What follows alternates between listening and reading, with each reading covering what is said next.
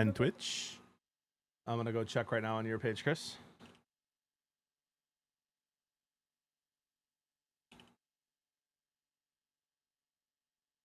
I am not muted.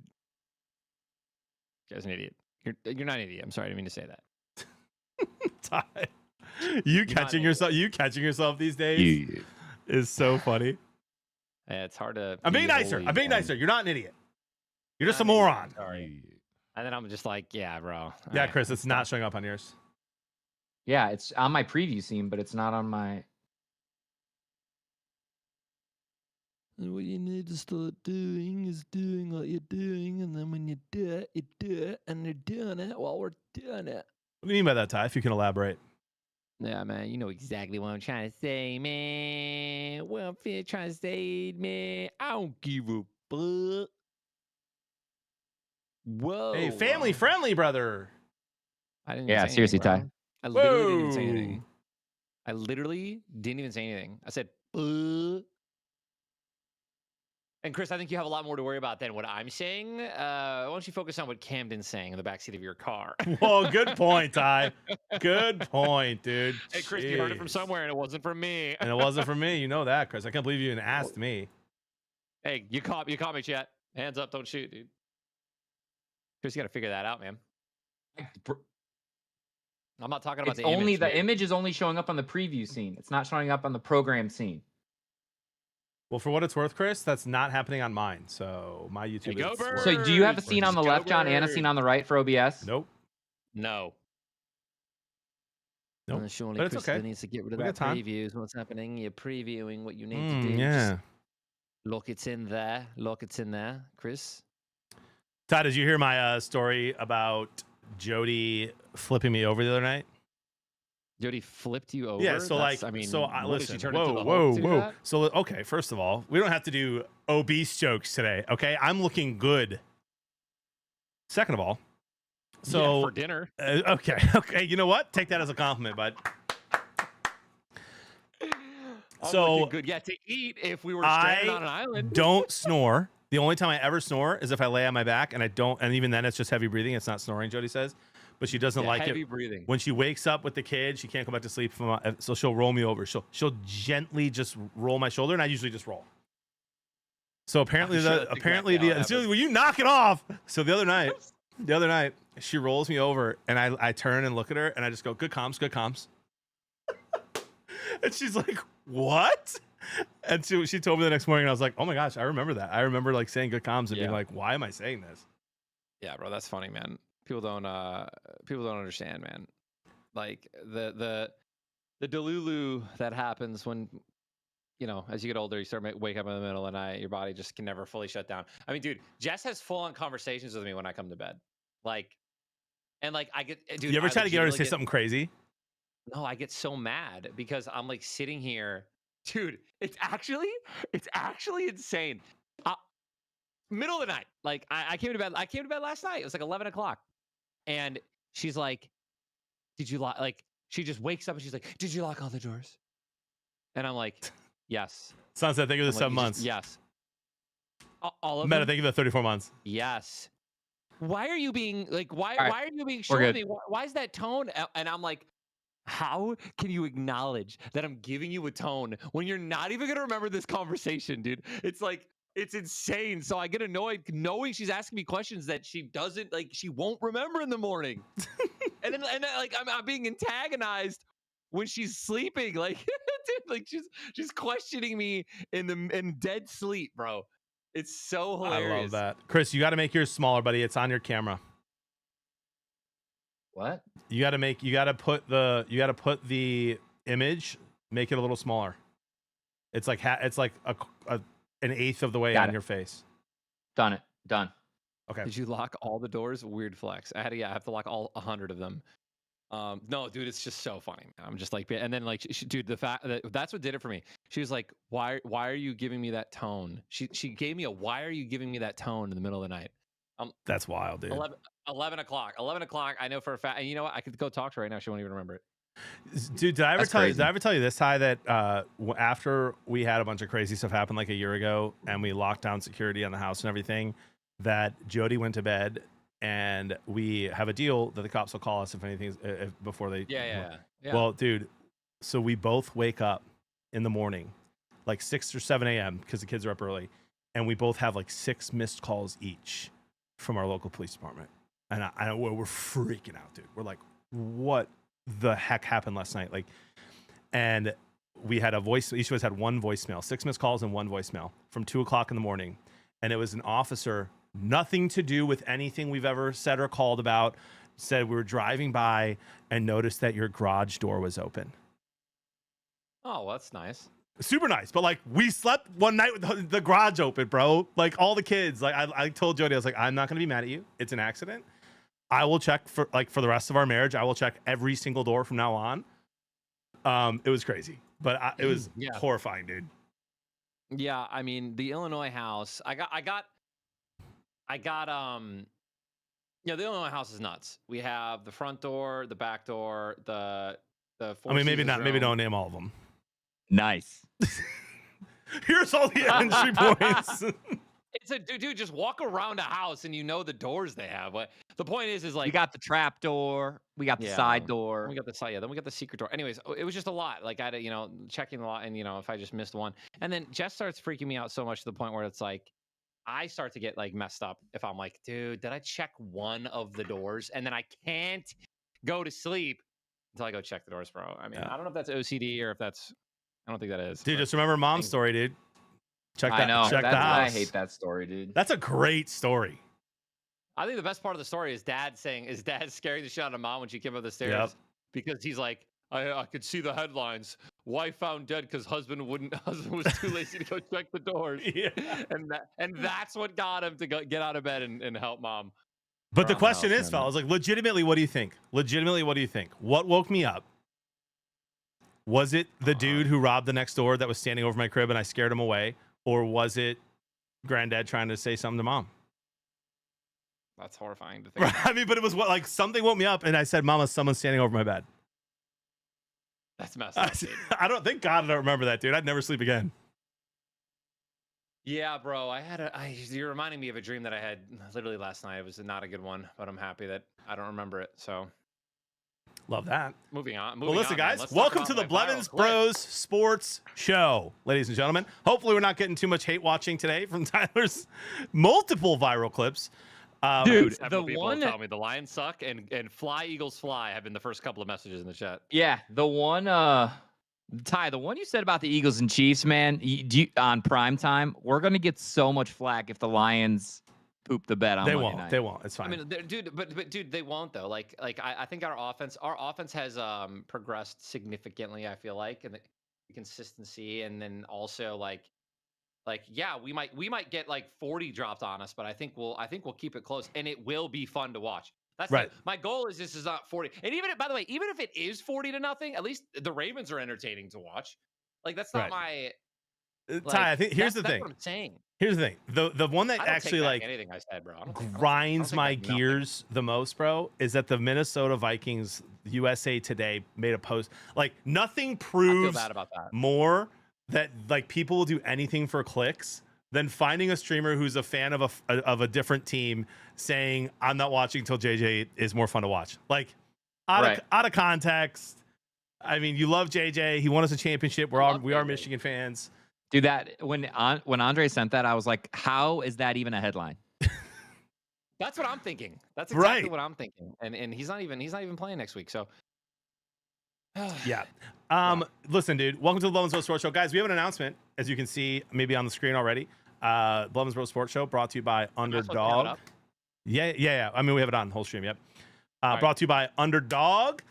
New customers play $5, get $50 in bonuses. Use code Blevins Bros. We're going to be sharing, we'll do an Underdog segment later and share each of our picks for this week on that. We'll also do our other picks as well against the spread. So check it out. Use code Blevins Bros. It's a lot of fun, and we're excited to be with them here the next few weeks and possibly the next few months. Can't wait. I love their fantasy content. Like you've brought them up in multiple sports shows. Yeah, it's good stuff, dude. So listen, guys, we're getting into this. We have a lot to talk about today. We have a lot to happen in week 2. We have a bunch of stuff coming up in week 3, and there's just a lot of news happening right now.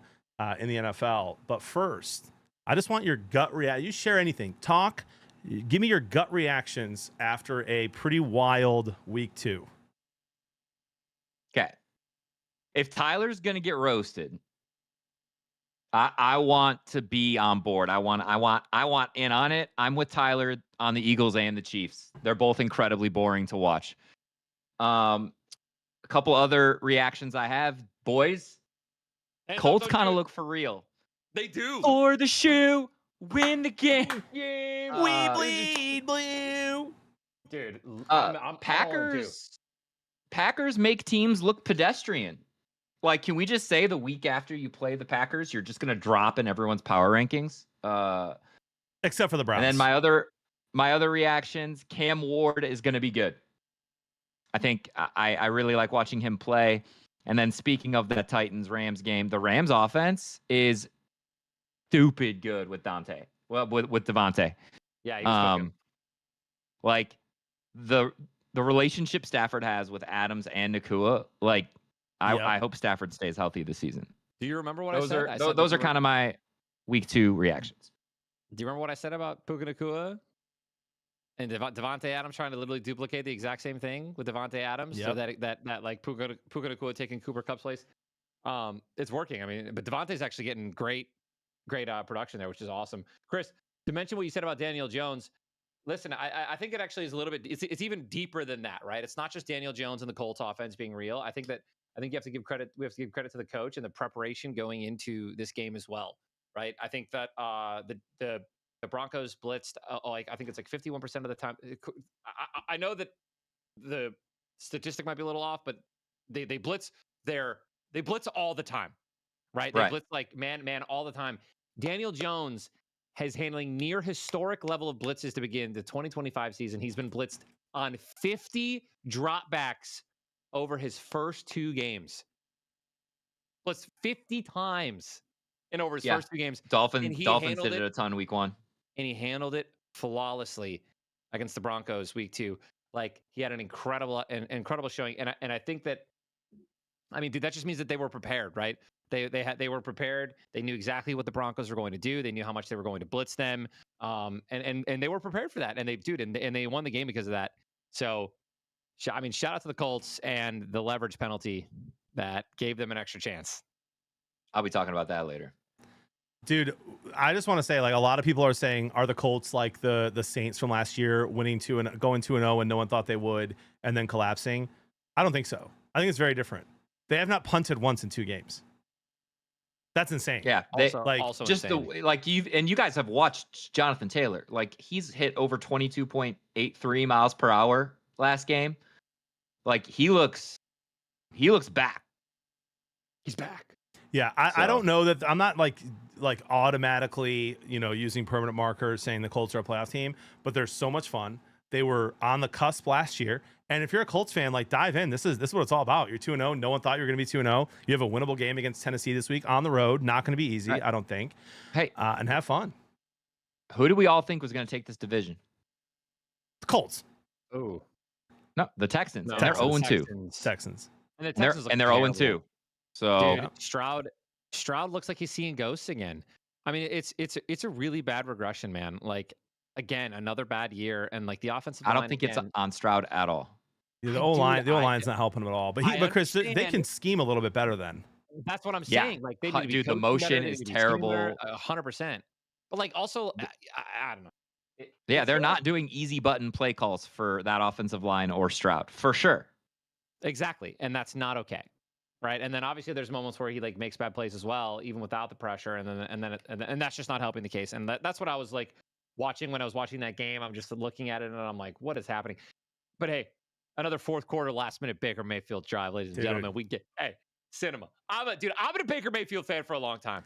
I like him. Did I say I love Baker, bro? I love Baker. Dude, he's got that dog in him, bro. Baker's like my mentality if I competed in football, like, and I was, I was completely raised differently.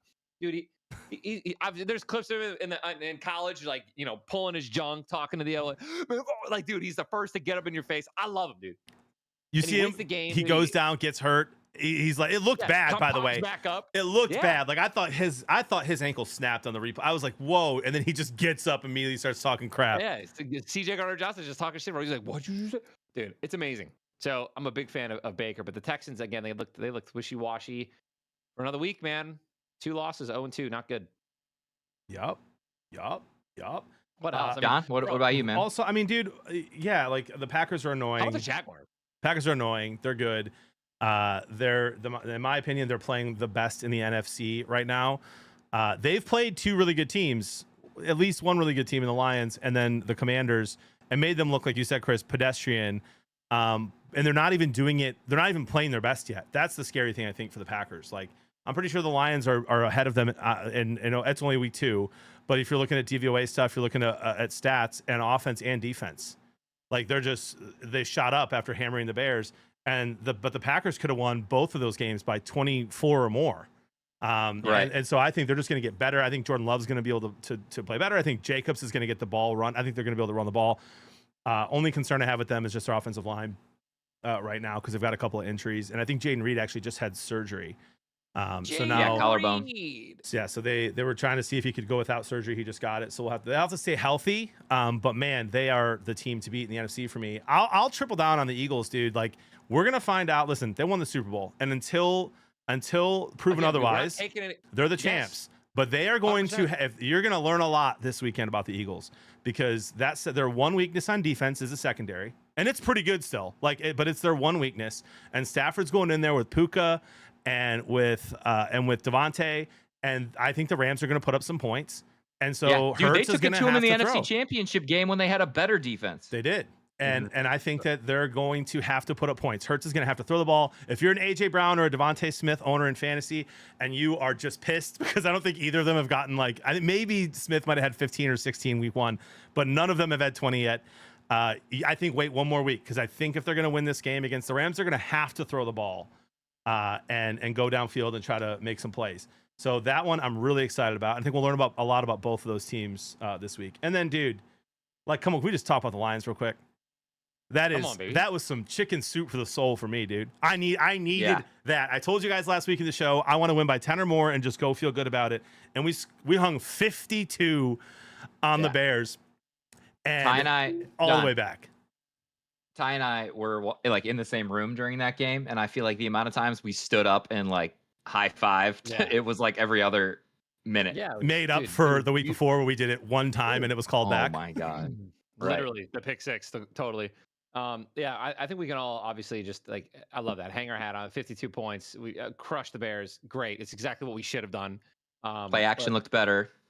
Everything looked better. We saw more motion, more play action. I mean, our first play of the game was play action. I noticed that immediately, and that's exactly what you want to see, because we didn't do a lot of that week 1. But listen, I got to say something, and it might not be received the greatest or the best, but it's almost as bold as the Eagles take. It might even be more bold. Oh gosh, he's ready. The Jacksonville Jaguars are the worst team in the NFL. No, come on, you don't mean that. I do, man. Did you look at Trevor Lawrence? Dude, this guy. He's not playing well. He's not playing well. He wasn't playing well last year. He was 5 yards past the line of scrimmage, 5 yards, and he didn't know it, and he threw the ball. Like, dude, this guy. They lost to Jake Browning, who had 3 interceptions. They had 5 turnovers, and they lost to a backup, dude. What are you doing? The Bengals defense is not good. That's true. And you lost with 5 turnovers. I know Browning's not bad, but I do not care. 3 interceptions, 5 turnovers, you lose. Dude, they look like, no one looks like they want to play on that team. I don't know, bro. I think Jacksonville is just gross, bro. That's all I'm saying, man. I'm going to give them some time. New coach. We'll see. But you're right. It's not looking good. They're definitely not the worst, but I like the hot take. I do like the hot take. My last gut reactions from week 2 is that the whole, like, for clicks, people are loving to blame Caleb Williams right now and the Bears for their struggles. He's sitting at 16th after 2 games in QBR. Not my favorite stat, but he's sitting at 16th right now. He's the last one to blame, in my opinion, boys, for the Bears. Like, if I heard someone talk about an ESPN 1000 the other day, what has happened with the Bears in the last 10 years is like probably the worst out of including the Browns, the worst thing that has happened in any organization as far as how they're going about business. They hire a coach, they bring in a new rookie QB, they fire the coach, they bring in a new coach and force them to stick with the new rookie QB with the next year and Trubisky. Do the same thing with Justin Fields. Fire the coach, keep the quarterback, bring a new coach in. He doesn't like the quarterback, get rid of him. Draft Caleb Williams. Hire Eberflus. Let him do it for another cycle. Like, it's insane. And now Ben Johnson goes there, and the Bears are just an absolute mess. It's a revolving door. And then they extended Poles. And then they extend Poles. Ryan Poles has drafted 0 Pro Bowlers since he's been the GM of the Bears. And on Sunday, they should have wiped it clean. It should have been Ben Johnson and a new GM. 100%. Or it should have been Eberflus. It never should have been Eberflus. But when they hired Eberflus, it should have been Eberflus and like all of it to go all the way back. And they extended him. And here's like the kicker. This is where if I'm a Bear fan, I'm just like so pissed because they just extended Poles. When you draft players in the second round and the third round, in the second round, you're drafting starters. Unless you are like the Ravens, right? Maybe you draft for depth and future starters. If you're the Bears, if you're anyone in the bottom 20 of the league, you draft starters in the second round, guys you think can make the starting roster. They had 2 second-round picks, healthy scratches against the Lions, inactive from this year's draft, and their third-round pick, healthy scratch. Colston Loveland, I think he has 1 catch, if that, in 2 games. Where's Luther Burden? I haven't even seen him on the field. So it's just not good, and I feel really bad for Bear fans because it's not Caleb Williams, in my opinion, guys. Gut reaction from week 2 is on the very bottom of the list for blame in Chicago right now. Yeah, I'll agree. With that. I mean, I don't disagree with that either, JB. And you know, my buddy Grant said something interesting. He was just like, dude, it looks like no one on the team likes Caleb. That's fair. I mean, Caleb literally texted his punter, "Hey man, don't get used to punting, bro. You won't need to." And I do think, John, for the Burden part, I think they drafted him to replaced DJ Moore. So then let me ask you this then, Chris. Does DJ Moore get traded before the season's over? That would if Burden looks good, that would not surprise me. Wow. I think he's gone. I think DJ Moore is gone this year for the Bears. I think he goes to maybe Kansas City or maybe even Las Vegas Raiders. Sure, man. Listen, that would not surprise me, John. Here's what I'm going to say to sum up the week 2, right? To sum up all thoughts. Ladies and gentlemen, we might be witnessing some of the best football we ever watched in our entire lives.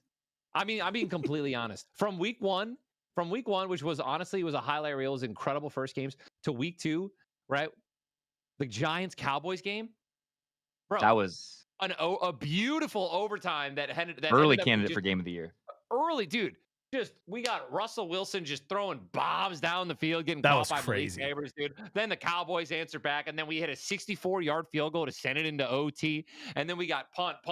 3 minutes left. We don't think someone's going to win the game. Boom, Cowboys. Another field goal from Aubrey. I need a jersey immediately. Right? That game was ecstatic. We got the Steelers-Seahawks close all the way until the end. Beautiful game. Rams-Titans. That game was close at half. Titans could have won that game. Yes, Titans were winning at half. Yes, Patriots-Dolphins, 33-27, 2 punt returns for touchdowns, I think. Electric. That's crazy. Niners-Saints, that game was close. Bengals-Jaguars, 4-point game. Bengals last-minute drive all the way down the field with a backup quarterback, dude. Lions hang 52 on the Bears. Panthers-Cardinals. Panthers almost drove. Onside kick. We had an onside kick recovery in week 2. And that was beautiful, too, by the way. Like, Broncos-Colts, again, Chris, we can segue into that because you wanted to mention something about that penalty. Again, Chiefs-Eagles, that game was close, boring as hell, but it was close. Falcons and Vikings, like that game, we don't want to talk about that. But I mean, great games, an incredible week 2. Yeah. So we're back, man. I'm excited, dude. All the way back. Phenomenal. This has been a phenomenal first 2 weeks of football. Theater. Tyler, Jags are awful to watch. Eagles are boring. Chiefs are boring. Football's back, baby. Best week of football. Those were the worst games. They were bad. But I mean, if you like turnovers, the Jaguars-Bengals game was electric. Yeah, it's the defense is just. You want to talk about electric? Let's talk about JJ McCarthy winning NFC Player of the Week, Offensive Player of the Week, and then being 31st out of 32 QBs in total QBR the very next week. Vikings, Dude. it's going to be okay, maybe. I don't think so, man. Dude, they have a great defense if Van Ginkel's healthy. That's not the point, man. He just looked bad. Who was 32? Who is 32 in QBR? I know that. Probably Bryce. Oh, I think it is Bryce. I think you're right, Ty. I think it is Bryce Young. Yeah, I don't want to talk about that. We were just done hyping the NFL. Let's not talk about Bryce right Bryce Young is a second half of the season QB. Bench him for 3 weeks, put him back in, and let him cook. Yeah, get the Red Rocket in there for a little bit. Chris, you wanted to say something about that penalty, by the way? Yeah, I want to talk about that leverage. Well, no, it's part of my spiel later, John. Okay, great. It's one of my awards. All right, so let's listen. You guys know we talk all NFL here. We do spend a little extra time on the Lions in the beginning of the show and a little extra time on the Lions game at the end. This week, of course, primetime Monday Night Football, so we'll spend a little time there. We're actually going to go through a couple other things, some power rankings here, some overachievers. We'll do our touchdown, touchback, turnover that we did last year as well. And then talk some injuries, and then we'll go into all of our week 3 picks. We'll go into every single game. So if you're a fan of any team, we're talking about your team at some point tonight. But I just have to start because I personally have been defending Goff. And our good friend Jeremy Reisman from Proud of Detroit says, just shut up, John. Don't defend him anymore. Like, if people are going to hate him, they're going to hate him even if he wins 5 Super Bowls. Just let it go. Like, his stats talk for themselves. If they're not going to listen to look at the tape, then just forget it. But I just want to bring this up real quick. Lions quarterback Jared Goff is the 4th quarterback in NFL history to complete 80% of his passes, throw for 6 touchdowns, and accumulate a passer rating of 125 through the first 2 games of any season. Ever. He's the 4th ever. And you could say, oh, it's against the Bears. Listen, there's a lot of bad teams every year that good quarterbacks are playing against. That's an incredible stat. He is number 2 overall in the NFL right now for QBR. For all the people who are bashing him after week 1 in his QBR, he's number 2 overall through 2 weeks. And that's a crazy stat. I got one more for you. Brian Branch, who, by the way, we have not signed yet. So for those who don't follow the Lions closely, we signed our other safety, who's very, very good, Kirby Joseph, to a pretty big deal last year in the offseason. Brian Branch might be better.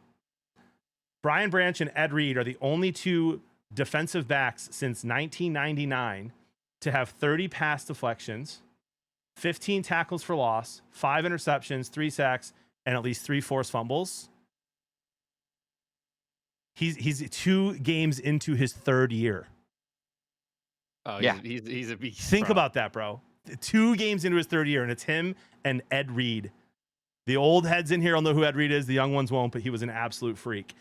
So, boys, I don't want to dude, I don't believe in karma. I don't believe in juju, any of that. But I do want to say I was wearing my Brian Branch jersey during the game. He literally said he was. It's crazy. I was there. I saw it. I love that. And by the way, a lot of people talk about Brian Branch's flags. You must be mistaking him for Tyrion Arnold, or you're a Packers fan, because he only gets flags against the Packers. He just can't control his emotions against the Packers. He did. He pops off against the Packers. He does not get a lot of flags. And Chris is like, remember where he was like, let me take this jersey off, right? Like immediately, oh man, that's funny. He does not. He really look him up. Look it up. Look up his flags throughout the year. He's not a highly flagged player unless it's against Green Bay, and then he gets at least 2. So go Lions, boys. Just said, when do I stop saying maybe this week versus the Philly wide receivers? That's a great question. John answered that earlier. He thinks that's going to be this week. So it has to be. It's this week, or it's just not going to happen. Right. Yeah. Well, one thing that really bothered me about all the fantasy analysts this offseason, guys, they were hyping up the Eagles receivers because they were the 32nd in the NFL last year, and Jalen Hurts was the 32nd in the NFL in pass attempts, right? And so people were talking about, oh, well, the Eagles had an easy schedule, so obviously now that they have a harder schedule, they're going to have to pass more. And everyone was saying that. They're like, oh, Jalen Hurts could throw 120 more passes. Who's going to benefit from that? Smith and Brown. Yep. And here we are through 2 games, and they don't need to pass. So it's like, yeah, because all they have to do is run it twice, get to 3rd and 2, and I think we all know the hit. We all know the rest. So yeah, so we'll see for sure. Like game, offense. Sorry, part of it is definitely game script, but we'll see. Yep. Yeah, I think we'll learn a lot this week about both teams. All right, guys, let's go to this question for you. Who is the biggest overachiever? What team is the biggest overachiever through 2 weeks? Can I go first? Because John writes a really good show, everyone. But every once in a while, he has one where I think that there's only one right answer. So can I go first? Chris is going to say the Colts. Go ahead. Oh, no, I'm not at all. I actually think they're legit. Well, okay, Okay. sure. Overachiever. Is that what is So that? overachiever can mean one of two. Hold on, overachiever- Chris. It can mean one of two things, right? It can mean someone who is supposed to be really bad who's doing well, or someone that you just like you think might still be good, but there's no shot you saw them starting 2-0. You know what I mean? So it could be more than one. Mine is they're 2-0 and they're that it's a mirage. That's mine. Okay. Wow. Okay, so the biggest overachiever right now, like if you looked at their division, by the way, there's 3 teams I believe in this division that are 2-0. And you look at them, you're like, oh wow, they're going to be competing for this division, and not if they keep playing like this. And that is the Arizona Cardinals. Yes. Through 2 games, they are the biggest overachievers. They have beaten the New Orleans Saints and the Carolina Panthers, and both teams had opportunities to beat them in the fourth quarter. I'm going to repeat that again. 2 of the worst teams in the NFL had opportunities to beat this 2-0 Cardinals team in the fourth quarter. Their offense looks the same as last year. I'm not seeing like a ton of, like everyone was talking about Marvin Harrison. Oh, they're going to line him up in the slot more. They're going to get him open more. And it's still, they just look the same to me. And if they look the same to me, then they're going to, like, Kyler's going to have those games where he just loses them games, especially against good teams. So I think the Cardinals at 2-0 are your biggest overachievers right now. He also their defense got really banged up in that fourth quarter against the Panthers, and yes, they have them. They are on right now, assuming they're what's his name? I just had it. They could potentially be on their 5th string cornerback this Sunday. Yeah, I'm a huge fan of the Niners against the Cardinals this week. Niners are at home. I think that game could be very easy for them. But Chris, that was gonna be like just looking at it, glancing at it. I think that was gonna be my overachiever as well. I want to say the Eagles, but that would just be too on the nose. So we're not gonna do that. Dude, I don't know. Flag. I don't know. I can't believe the Niners beat the Seahawks after the Seahawks kind of crushed the Steelers, but then the Bills crushed the Jets. John, you go. I gotta go last. I'm actually, and listen, I'm not talking again. There's a couple ways you can answer this. Overachieving. I'm gonna go with the Niners actually. The Niners at 2-0. They beat a Seahawks team that just kind of whooped up on Pittsburgh. But man, like to go 2-0 with no Purdy, and yeah, I know Mac Jones as a rookie took the Patriots to the playoffs, so maybe he's not all that bad.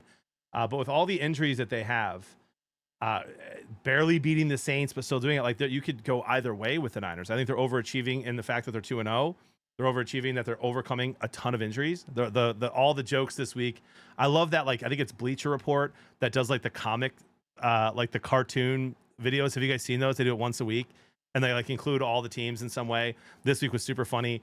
But they like the whole entire Niners team just showed up in an ambulance and they're like, oh man, what's going on here? And the coach is like, isn't this just normal? Doesn't everyone get hurt? So the fact that they're 2-0 with all the injuries they have and without Purdy starting, even though it wasn't against a bad Saints team, I think they're overachieving so far. I actually think that the Cardinals-Niners team is going to be pretty close. I did too. And I think the Cardinals, I think the Cardinals can win. Shred that defense. All right. You think the Cardinals shred them? No, he thinks. I think Mac Jones is going to shred that defense. Yeah, I completely agree. Yeah. I love that. Give me Juwan Jennings for 100 yards. Thank you. Yeah, dude, give me. You know what, dude? I'll give someone flowers that I thought was one of the worst quarterbacks in the league, and I didn't know he had a starting job. I'm gonna say Daniel Jones. I'm gonna say a person. Danny Dimes, dude. Let's go. Overachieving. Yeah, I mean, dude, no punts is nuts. Truly, no punts. 2-0. I mean, that's obviously you can't sustain that. Like they're going to stop this Colts offense eventually, but wow. I mean, that's definitely overachieving. He's playing really well.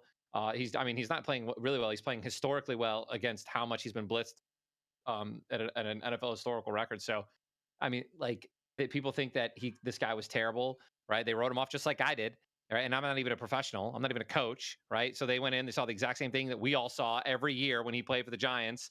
This guy's free, pressure him. But to that, Daniel Jones said, no, I'm going to have people that we're going to be prepped. We're going to have freaking people we're going to be throwing to no matter what. We're going to know the blitz is coming. We're going to be ready for this. We're going to coach for this. Right. And they went in there and they were able to beat out the Broncos. And Danny Dimes was able to play and perform incredibly well under that pressure. So yeah, he gives my overachieving. And I hope he keeps going too, man. I don't want anyone to fail in this league. I always say that all the time. Like I don't want the Eagles to suck. I think that their offense is just boring, like I said. I don't want anyone to do bad. So I'm really happy that Danny Dimes is popping off right now over there for the Colts. And come on. If you're a Vikings fan, there's some silver lining here. I said this last week, and then he went out and did it again. And again, no punts is just nuts. But if you're a Vikings fan and you believe that Kevin O'Connell is the real deal, the quarterback whisperer, they call him in Minnesota, he looked at Sam Darnold, who just played pretty well against Pittsburgh. Okay, he threw up another pick, maybe two. But he looked okay. He had Danny Dimes on the team last year in practice every single week, but from the time they signed him until the playoffs. And then JJ McCarthy and O'Connell, the quarterback whisperer, looked at all those guys and Kirk Cousins before he left and said, we'll take a shot on JJ. So he hasn't looked great in the first 2 weeks, other than the fourth quarter against the Bears. But if you're a Vikings fan and you believe in him, some hope there that he let those other guys walk, because Danny Dimes is going nuts. All right, fellas. Gosh, this one seems obvious too. It's okay, though. There's a couple different answers. What team needs to step up if they want to make the playoffs? Who are you calling out to get their shit together? Get their shit together. Fix the shit before it's over. I've got a lot invested in this team. Yeah, I'm just gonna say it because I think it's actually what Chris is gonna say. Chris has units on this. The Texans. Yes. Bro, the Texans 0-2. Like, what are we doing? Dial up this offense. Get CJ Stroud cooking. Get Chris said, create motion, play action. What are we doing here? They should not be 0-2. Their defense is too. I feel like again, yes, bro. Nico Collins, CJ Stroud, Dalton Schultz, like they have guys, right? Like, what are we doing? Dude, like Danielle, so between like Will Anderson and Danielle Hunter, like you could argue they have one of the best edge rushing duos in the entire NFL. Okay. They have, they got Stingley, they have some great DBs. When you look at like what they did to the Bucs and how often like they turned the ball over, how often they got 3 and outs. Dude, they turned the ball over on, it was like the 40, and Houston goes 3 and out and has to kick a field goal. Like, can't even get a little bit closer to the end zone. Like, it was just brutal, Tyler. And I'm with you. I picked the Texans for my step up team as well, because think about it, guys. All 3 of us put them in the playoffs winning the division. Yep. So if they don't win the division, like I had them like 10-7 and winning the division and in. If they don't win the division, they're not making the playoffs because no other, I think there's only one AFC South team getting in. Yeah. So if it's going to be the Colts, then that means the Texans are out. If that was a bet you could actually make, how many teams will make the playoffs in the AFC South? One would be like minus 10,000. Yeah. 2 would be like plus 1,000. Yeah. I mean, because a lot of people think there's going to be 3 from the AFC West. Yeah. Yeah. My answer is a little different, guys. Actually, mine is the Broncos. Really? This is not they so far through 2 weeks. Again, there's a lot of season left, and the good teams get better as the year goes on. But the Broncos, I mean, they could have lost week 1. They win 20-12, bunch of turnovers from Knicks. Then they lose to the Colts. So you could argue that they could be 2-0, but you could also argue they could be 0-2. So that's a team I have winning 13 games this year. Like I was all in on their defense, gave up 29 to the Colts. I was all in on Bo Nix taking a step forward. I was a little more reserved, I think, on Bo Nix than you guys were, as I am about Drake May as well. But man, I think the Broncos, if they're going to win that division and not let the Chiefs creep back in and not let the Chargers run away with it, I want to see them go in and compete with the Chargers this weekend and possibly win that game. And I think I'm picking the Chargers to win. I think the Broncos can definitely win. I mean, in my opinion, again, with that defense, and I think they can win every game if they dial up a nice offensive plan. But like, I agree, they look shaky right now for sure. And I think their defense is. I don't know how to. Listen, I think the Colts just were more prepared to play them, and like I think they knew exactly what they were going to do. I think they knew that they were going to go man and blitz like crazy, and they exploited that, and that was where they were able to get all their points, right? Daniel Jones was prepared for that blitz, and like I think that's why they lost. Ultimately, I think that's why they put up so many points, because they didn't stop. They blitzed them. I think 70% of the plays they rushed more than 4, and they were ready for that. So that was 100% a coaching win, and obviously Daniel Jones playing incredibly well. So like I think that's what they needed. This is what the Broncos needed to happen early in the season, right? A little like your defense is now on tape, right? Like for an entire year. Like we know what you want to do. We know how your offense kind of runs a little bit too. And like you're going to have to get a little bit more creative than just playing man and blitzing like crazy.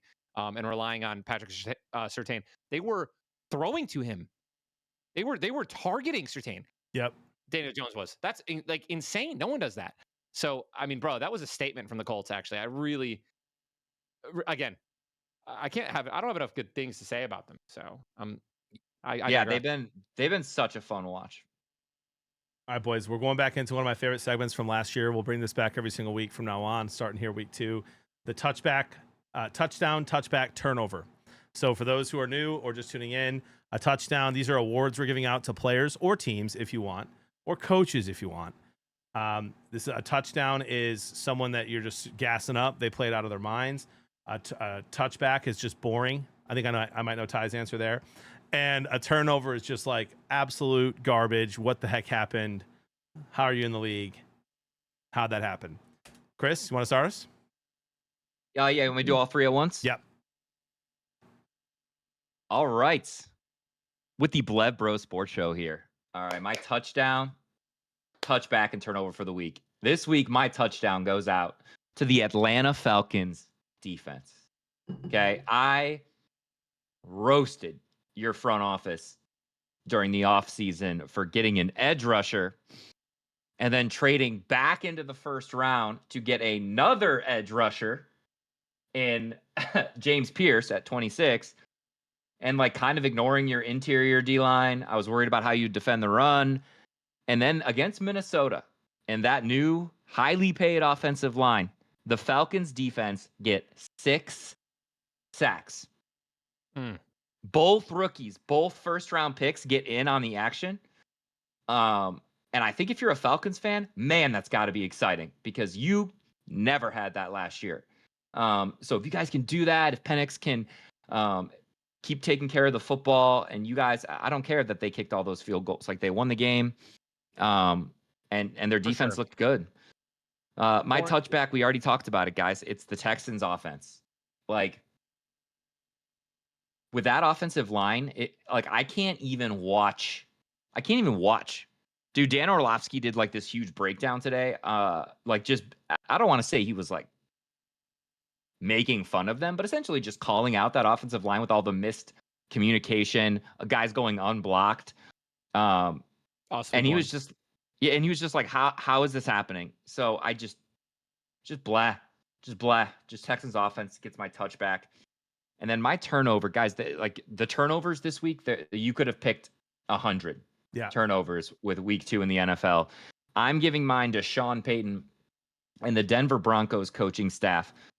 You got this guy going in to kick a 60-yard field goal. Why are you even trying to block it? Like getting a leverage penalty on an over 60-yard field goal, that's a coaching error. Like, what did you tell that player? Go get him, Hoss. Go win us the game. It's not Aubrey. It's not Aubrey kicking it back there. Right. Thank you, John. So that's my turnover, dude. Like, let him kick a 60-yarder. Dude was so wide right. Did you watch his original kick? It was terrible. Yes. Oh my God, dude. And then they get the leverage penalty, get 15 yards. Dude sinks it. Colts 2-0. Can I just say though, 15 turnover. yards for that is insane. 15 yards, I agree. That was insane. When they were like, maybe when 10 at the most. 45, I was like, oh, so it's just like, it's a layup. Like 45-yard field goal down the middle. As Lions fans, we've lost so many games like that where we're the Broncos there. We're the Broncos. And I put myself in their shoes very easily, and I'm just like, oh man, 15 yards for that? That's insane. Dude, wait a minute. Pass interference, the down to the 1 with 0 seconds left on the clock, but they get 1 play and it's Aaron Rodgers. Oh no, dude! Literally, I'd almost rather it be 5 yards and an automatic first down. And there was not that much time left, so like. You know? Oh man. That's so good, dude. That's Yeah. so So good. the coaching staff there gets my turnover this week. All right, Chris. Oh, that's so good, let's hear it, brother. Ty. Us as Lions fans, that happens to us all the time. We do. My whole life we've lost like that. I mean, dude, hey, by the way, Wait a two. minute, what the pass interference? They picked up the flag. Like Everybody's bringing up the last time the Lions played the Ravens. They're both very different teams. It was 2 years ago. We got smacked on the road. Gibbs' first touchdown, I think. I'll never forget that because we were in Vegas. The year before that hurt me even more. The year before that, we played them in Detroit, and we had Lamar Jackson backed up with like a minute to go, 4th and 15, and he got a first down. Like on 4th and 15, and I'm saying, and then Tucker broke the record for the longest kick in the NFL at that time against us to win that one at the last second. Yeah, you're right. We're used to those. We're used to those. All right, Ty, you're up, dude. All right, there's so many touchdowns, so I'm gonna give two. I'm gonna give one to Danny Dimes, and we've already talked about why. So he gets one of my touchdowns. My other touchdown goes to a player. It's gonna go to Aubrey, ladies and gentlemen. Come on, automatic. 64-yard.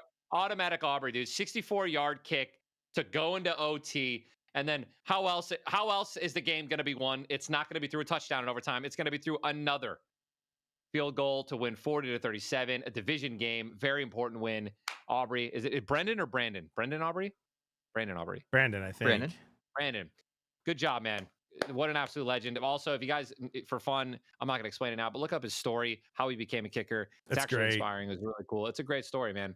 So those are my touchdowns. My touchback, there's only one answer for this, ladies and gentlemen. It is the Eagles offense.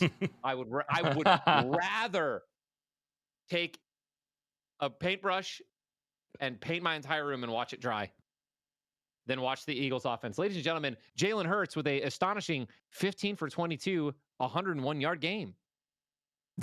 When was the last time you saw someone like Jalen Hurts, right, of his caliber, of how much people talk about this dude? He's always flipping the ball and acting all macho and those, you know, and like and he 101 yards ever. Like, just snooze fest, touchback, disgusting. Don't want to watch it, and I never do. But I did, of course, because it's the Chiefs Eagles, so I got to see what happens. I have to watch it. You have to watch it. I have to watch these games so that I can tell you that it's boring. And that's my job. That's what I do for you guys. I'll fall on the sword for you guys.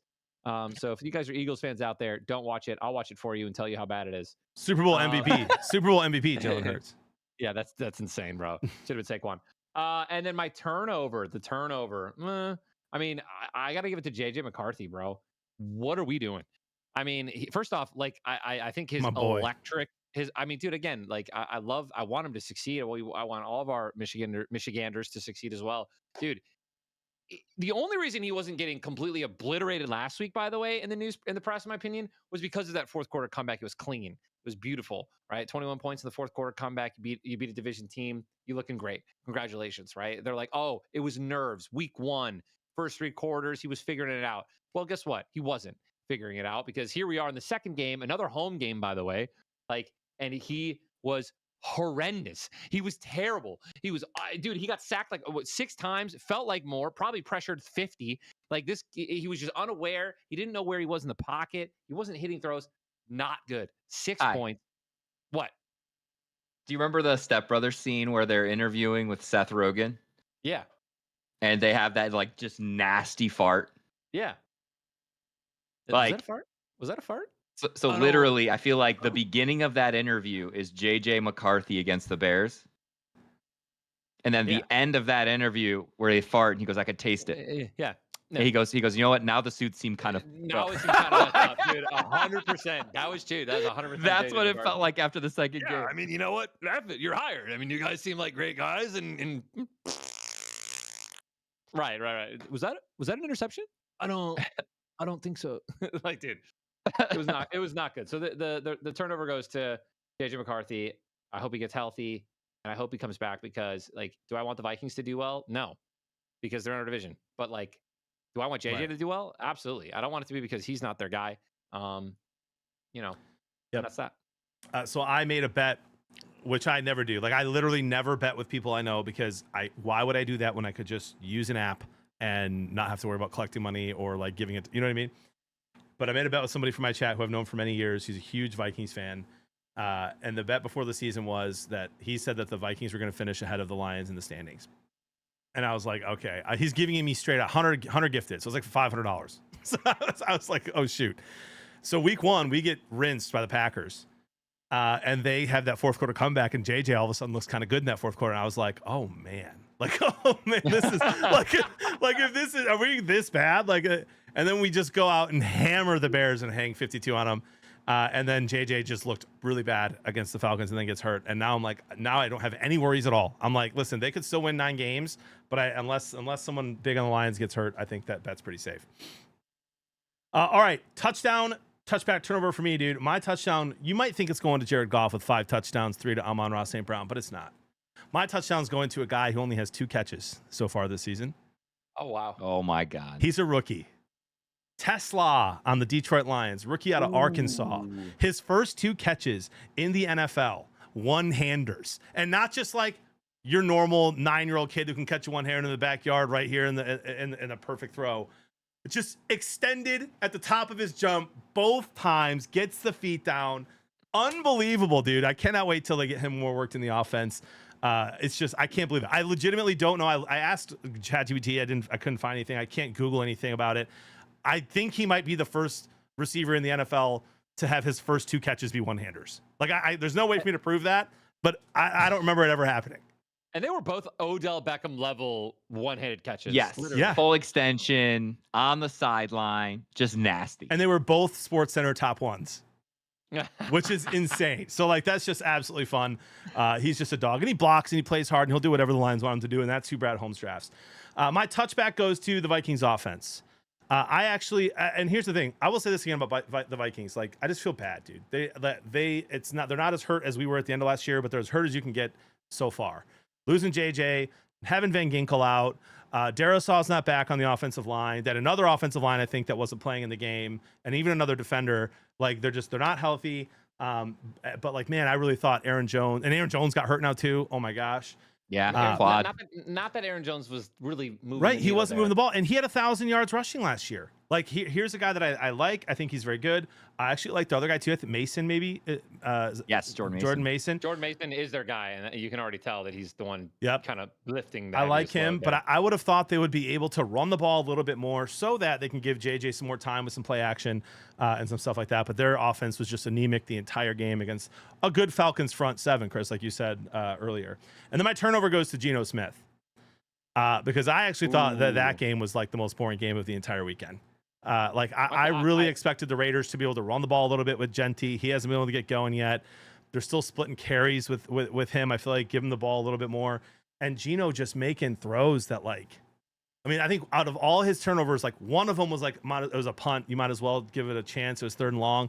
But man, Geno, he's accurate. Kurt Benkert sat on our show 2 years ago and said he's the most accurate quarterback in the league.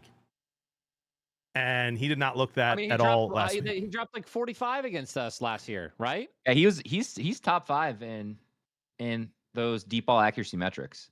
Yeah, but he just was off his game. It just was not fun. 55% completion, 3 INTs. Yeah, and I'll give him one of those INTs as a punt, but still. Geno definitely was hungover, brother. He's in Vegas. Maybe we got to make sure. Maybe we got to keep an eye on this guy.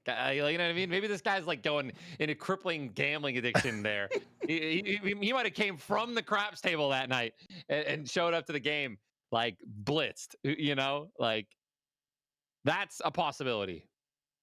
A possibility. All right, that's our touchdown, touchback, turnover. Again, Blevins Pro Sports Show brought to you by Underdog. Use code Blevins Bros. Play $5, get $50 back. Check it out.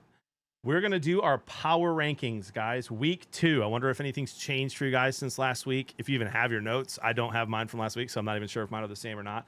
But mine changed. Power rankings, top 5 in the NFL through 2 weeks.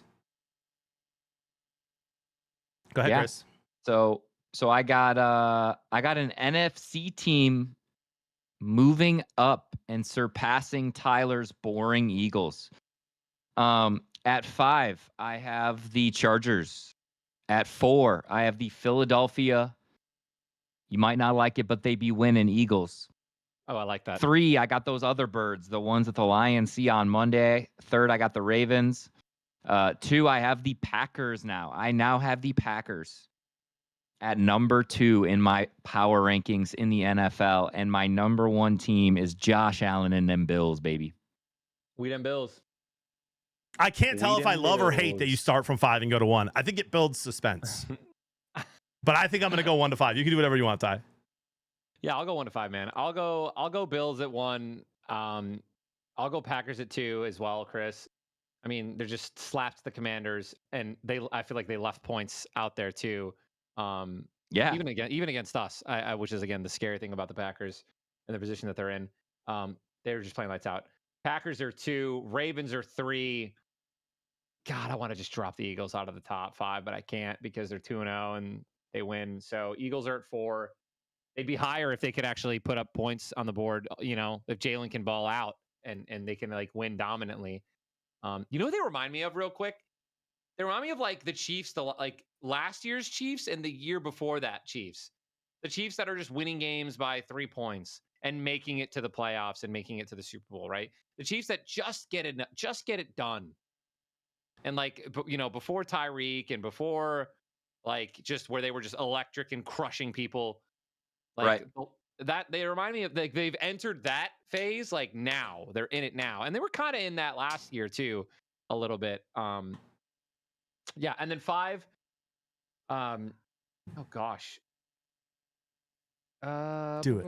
Who's my, do it. No. I'm not gonna. I can't do it, dude. I can't do it. Give me the Lions, bro. Yeah, dude. Come on, man. I'm kidding. Give me the Chargers at 5. It's not the Lions. Lions are. I mean, again, we got smacked yeah. Give me, and we beat the Bears, right? Like, let's play the Ravens. We beat the Ravens immediately. The Ravens are probably going to stay exactly where they are. I'll keep them at 3. And I'll put the Lions at 5. Slide the Eagles. I'll talk about Lions in the top 5 if we can beat the Ravens. 100%. We're not there yet. So. Okay, so question before I get to 5 real quick. Am I allowed to have like a 5 A, B, C, D? Where there's like 4 teams tied for 5? No. That's literally not how it works. Okay. Then John, okay. Put your foot down and right, tell me who the 5th best team in the NFL is right now. I will right now. All right. Number 1, give me the Bills. They just look ridiculous. Number 2, again, give me the Eagles until until they lose, they're the Super Bowl champs. And if the Lions ever listen to me, if the Lions ever win a Super Bowl and somebody disrespects them after that when they don't have a ton of roster overhaul and starts just putting other teams there, no, someone's got to knock them off in the NFC. I should have even maybe put them above the Bills. Until they lose, they're the champs. So I'm going Bills, Eagles at 2. I'm going Packers at 3. And if they were to play each other tomorrow, I'd pick the Packers to win. Give me the Ravens at 4. And they very well could be as high as 2. We'll find out a lot on Monday. And man, dude, do I go Bucs? Do I go Rams? Do I go Chargers? No, I think the Lions have the 3rd best roster in the league, and I think we win on Monday night. So go ahead and give me the Lions at number 5. Oh, clip it. A statement, awful takes. Clip it. Put it on Twitter. Don't care. Dunk on me. Ratio me. Lions are number 5. We're going to win on Monday 2-1. All of a sudden, everybody's going to have them in the top 5. Or you think the Ravens stink? Okay, let's go, dude. Wow. Power 5 rankings. Done. I like those. Honestly, dude, John, I respect the Eagles at 2. And you know what? I do agree. Like, I mean, I don't agree like I'm going to put them there, but I understand why you're putting them there. Yeah, like I just know that the Lions are going to win a Super Bowl, and people are going to have them at 9 in the next year in their power rankings. Like, even if they're 2-0, right? Like again, okay, yeah, sure, that's fair. That's fair. Yep. Also, honorable mention of Blake Corum getting a touchdown last week. Hey, our boy. Yeah, come on now. I saw that. That's what I'm saying, man. That's part of that Rams offense we were talking about. I was just gonna ask who scored. I was just gonna ask who scored a touchdown for the Vikings, but I don't think they got one today. So Blake Corum had more touchdowns than JJ McCarthy this week. Yeah, wasn't it 22-6? So obviously, are there any first touchdown bettors? First touchdown of the game bettors? Oh, I do a little here and there. I dabble. The bet was alive in the 4th quarter in the Vikings-Falcons game. Jeez, yeah, that was bad.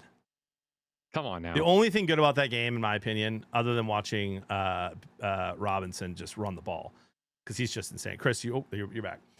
Was that Falcons front 4? Like they were everywhere all over that field. All right, guys, a lot of injuries this week. And Chad, if you want to throw some in, go ahead, because we're probably going to miss some. But I'll talk about the ones that I know of and that I've been hearing about. Jaden Daniels so far, I think questionable. I think the last I heard a couple hours ago on Twitter was that he might practice Friday, but like that's when we'll find out more. I would be very surprised if he plays this week. Yep. So you got Jaden Daniels with an injury. You got Joe Burrow going to have surgery if he hasn't already, and so he's out. I think they're saying 2 to 3 months. 3 months. Yeah. You got JJ McCarthy's 2 to 4 weeks. Half the Minnesota Vikings fans are wondering if that's even true, or if they're just like being nice and trying to keep him out of the spotlight and saying that they just want to give him a rest for a couple of weeks. But I think he has a high ankle sprain. You got Justin Fields, who had a concussion, and then Kalijah Clancy, big injury. I think is he out for the year? Is that official? Yes, torn pec. Awful news. So lots of injuries. I guess my question to you is, which injury concerns you the most? Like, which one of these injuries do you think maybe the team is going to have a hard time overcoming? So I just want to say this for my Bengals fans out there. Oh, and Mack, by the way, Khalil Mack too, big elbow injury yes. for the Chargers. That dude's huge. On IR, not out for the season. The Bengals can do this with Browning. Hear me out. I agree. They normally start slow. Okay, the way that their coach calls plays for Burrow is very different to the way he calls plays for Browning. Like, Burrow wants to be in shotgun. Burrow doesn't like to turn his back on the defense. Burrow likes to have 5 wide receivers so he can, because he's like so good at processing that he can find the open guy quickly and like go. Like, they are going to completely change this offense to fit Browning. Last time he was a starter, he went 4-3. So let's extrapolate that to 5-4. That would put them at 7-4, right? Yeah. Like 11 weeks in, if they can steal a few more games, Burrow comes back late for the playoff push. I'm just saying. So I'm not as concerned as some people are with that injury. I'm more concerned, John, kind of with just the Cardinals' secondary and the Vikings' overall injuries. I think those are, with the competitiveness of the NFC North and the NFC West. They have 3 2-0 teams, and the Seahawks are 1-1 and look good. Yeah. So like the Cardinals cannot afford any missteps. I'm really concerned about those as well. I know they aren't as big name injuries as some of the big names out there, right? Especially the quarterbacks, but that's definitely the ones that are kind of scaring me the most. Yep. And by the way, Jalen Johnson as well, number one defensive back on the entire Bears, but their corner out for the year as well. I think that's brutal. That's really brutal for a defense that's having a hard time stopping the pass right now. I think he came back too early against the Lions. Yeah.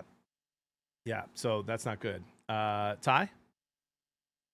I'm completely in agreement with Chris on Burrow and Browning. I at the end of the day, also, it just seemed like, we were watching. Not only were we watching the game, but I was like looking at updates, and he was just literally yeeting the ball up Jamar Chase.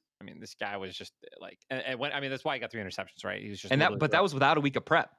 Correct. So I legitimately worked, right? Strategy. Hey, big tree, fall hard, throw it to your number one guy. And I actually kind of think that's genius. You have a guy go out and it's like, all right, well, we have one of the greatest wide receivers in the league, so just throw it to him. Like, let him make the play, right? Get in the vicinity, do that. I think they can keep doing that. And obviously with more prep, I wouldn't be worried. Also, I think they can win against Minnesota this week, simply just because, Minnesota doesn't look great. And also JJ's not in, and who knows, that actually might be a good thing for them. Yeah, here comes Carson Wentz, dude. Yeah, I gotta say Khalil Mack. I think, dude. I think that might affect the Chargers defense a little bit, and could be the difference in some close games.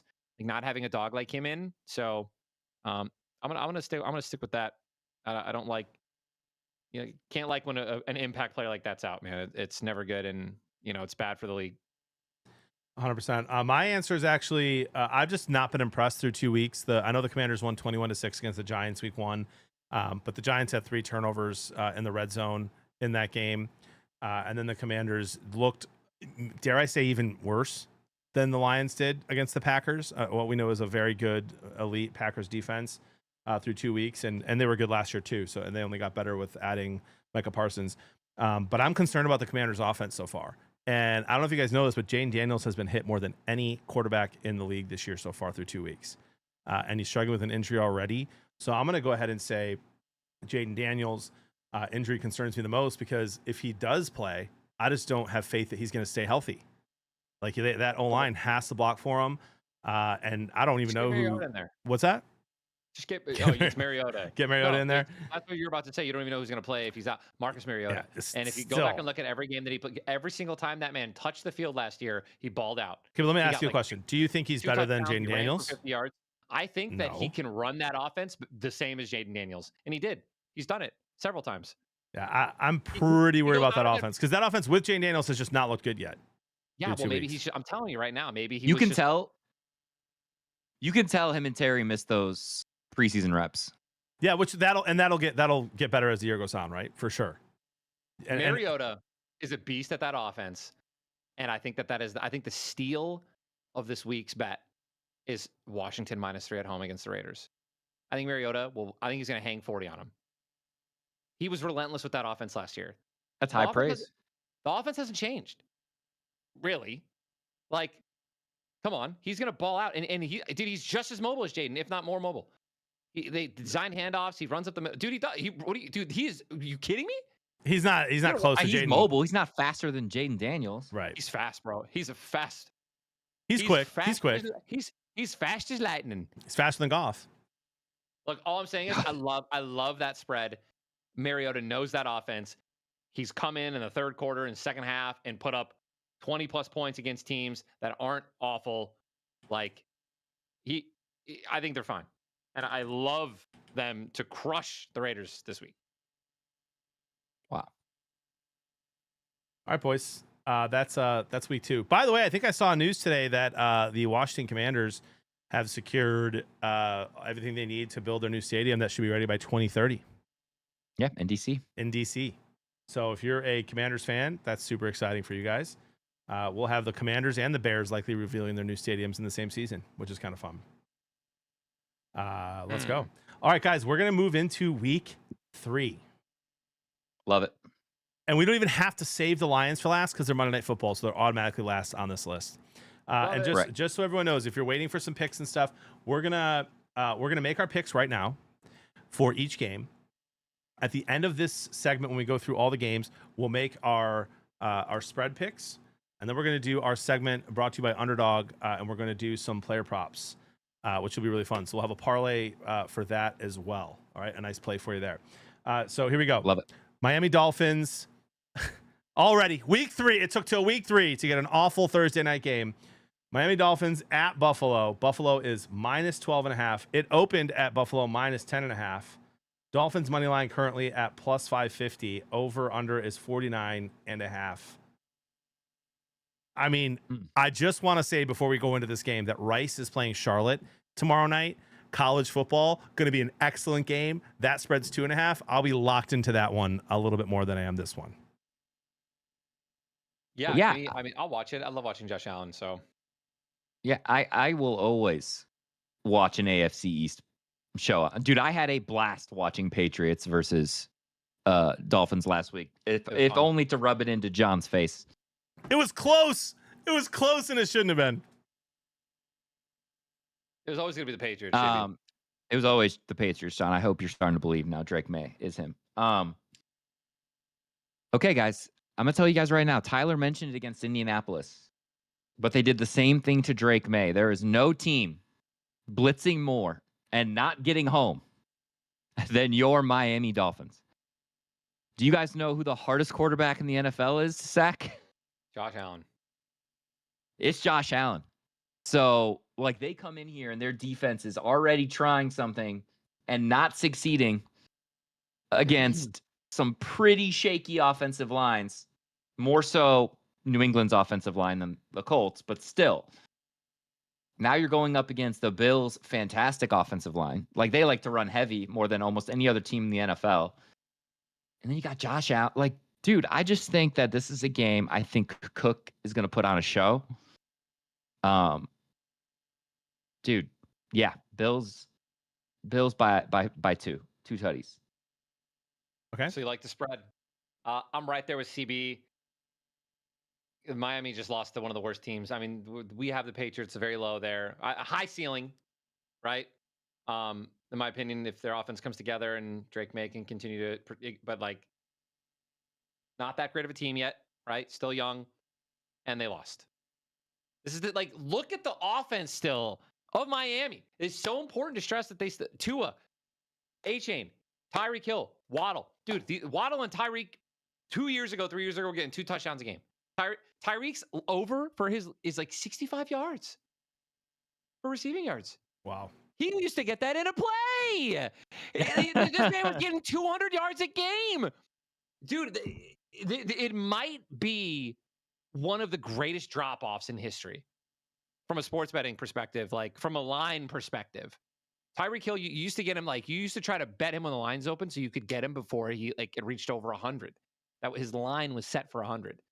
Like you'd get him at 91 and be like, yes, I got him for 91 yards at plus 105. Right. So after he gets a 70-yard touchdown, he only needs 21 more yards. Literally, like he needs one more catch. So, I agree. I think Cooks, Josh Allen didn't really have to do too much work last week. I think this game's a blowout. I love Buffalo minus 11.5. I'll probably slam it. I will slam it. Okay, here we go. Here's my thoughts. Okay, you ready for this? Dolphins money line. Listen. What? No, I'm kidding. I'm kidding. But here's the thing, for real, legit. Like, again, we went to training camp. I thought the Dolphins looked really uninterested. I thought Mike McDaniels just does not look like himself. I hope he's healthy. Yeah, did you see his quote? Yeah. In order to win, you have to not lose. Yeah, and like maybe when you're winning, like that kind of attitude he has, which I always found interesting and funny, is like fine. And maybe I'm only concerned about it because they look so bad and he makes them look worse. But if the players care at all about him and want him to not be fired 3 weeks into the season, they have to come out and play their best game and show that they love this coach and they don't want him to get fired, because everyone in that locker room knows that his job is on the line. It's a division game. 12.5 points is a ton of points. So like the smart better in me is like, dude, take the 12.5 and hope it's a close game. And that everything I just said happens.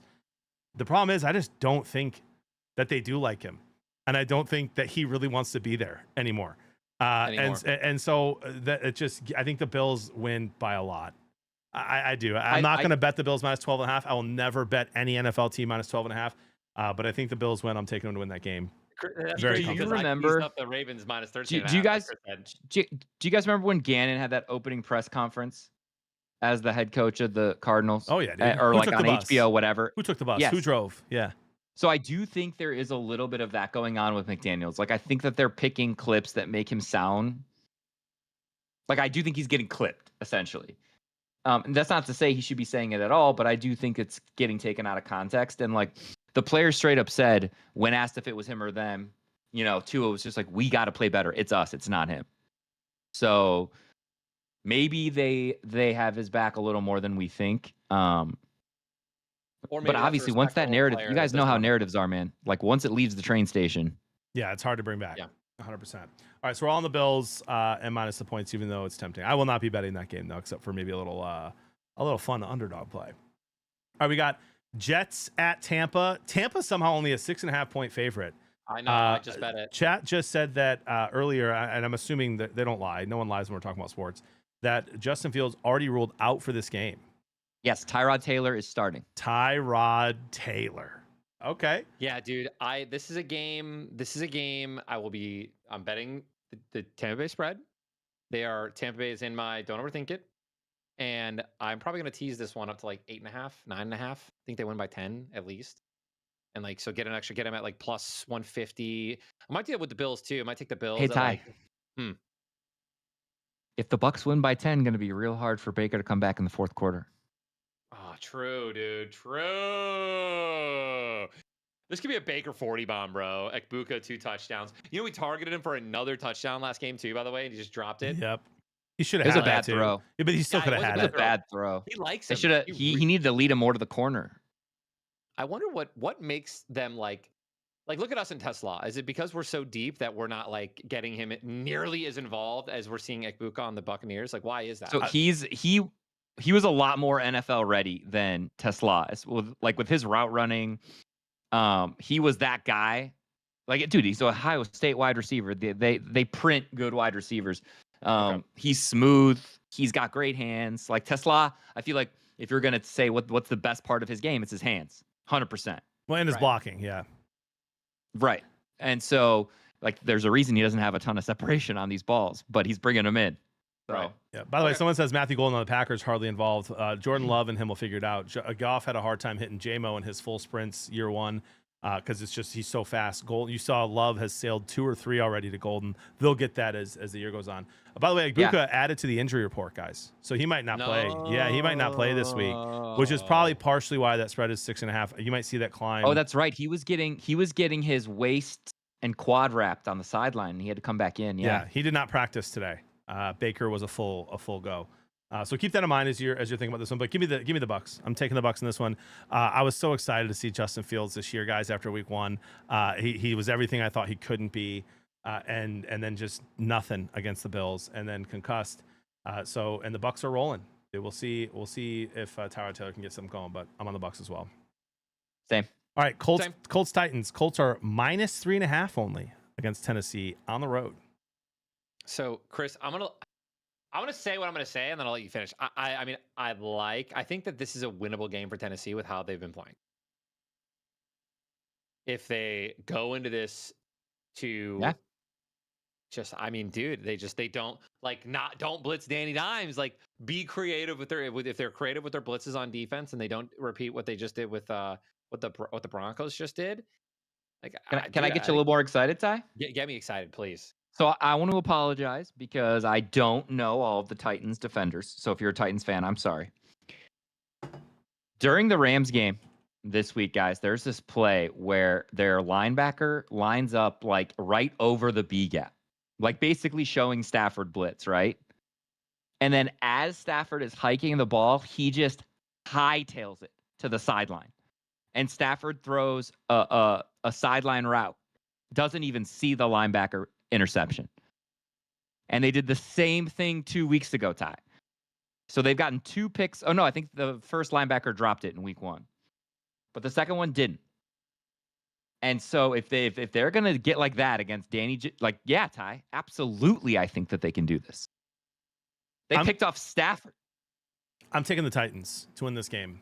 Really? Outright. Yeah. And it's no disrespect to the Colts. Like, I like them. I told you guys in our show a couple weeks ago, I think they can actually be pretty decent this year, especially if Dimes is better than Anthony Richardson, and he has been. I just think we're going to learn a lot. We'll learn a lot about the Colts this week. If they go in and win by 6 or more, they'll be all the way up in my top 12. If they can win by 6 or more and just show it again, I just want to see it one more time. So I'm taking the Titans for now. And you give me 3.5? Sure. I like the 3.5. I think if I had to pick the spread, I'll pick that. But I'm going to take the Colts to win this. I have to be smart here. I'm not going to sit there and be like, oh, I'm going to take the Titans because I think they're going to play a great game. It's like I'm going to put respect on the Colts, man. 2-0. They're playing well. Haven't punted in 2 weeks. Chris, what are you doing? I'm thinking about what I want to do. I got to go Colts. I like Tennessee. I'm on fire this year, boys. Yeah. Who you taking, Chris? I agree with John. I like Titans plus 3.5.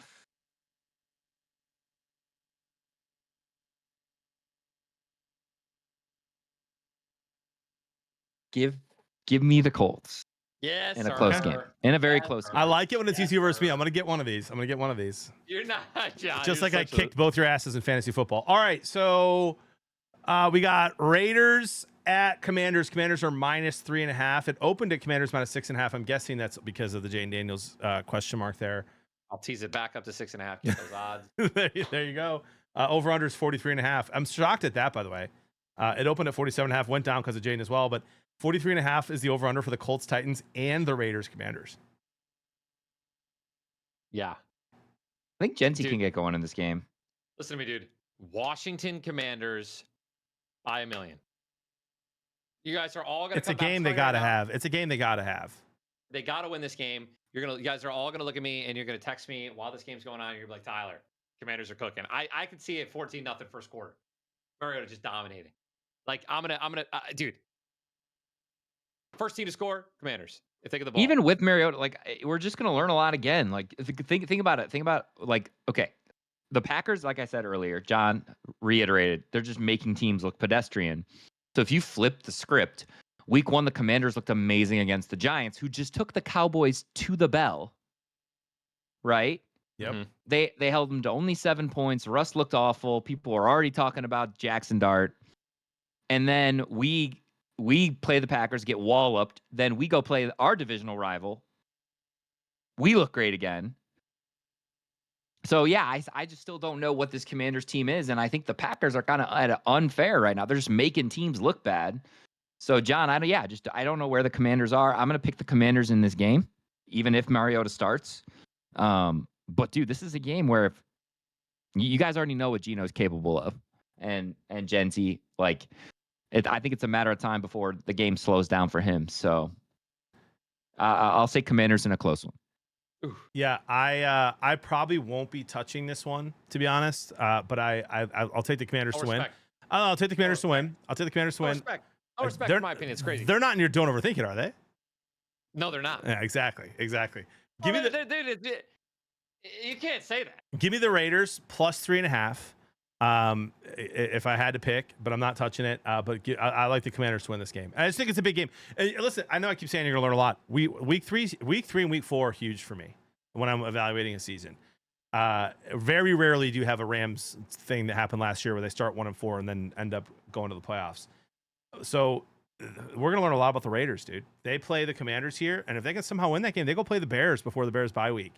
And if the Commanders and Bears can both take wins from the Raiders might be cooked. So I'm gonna go Commanders to win the game, but I think that the Raiders would cover, and I think it should be close-ish, especially if Jane Daniels isn't in. I agree. All right, we got Rams, Eagles. Eagles are minus 3.5. Oh baby, I can't wait for this game. Tell me it's at 1. Dang it, dude. My kid has a football game at 1, so I'll have to be checking on my phone. I'll be able to watch the second half. But yeah, at Philly.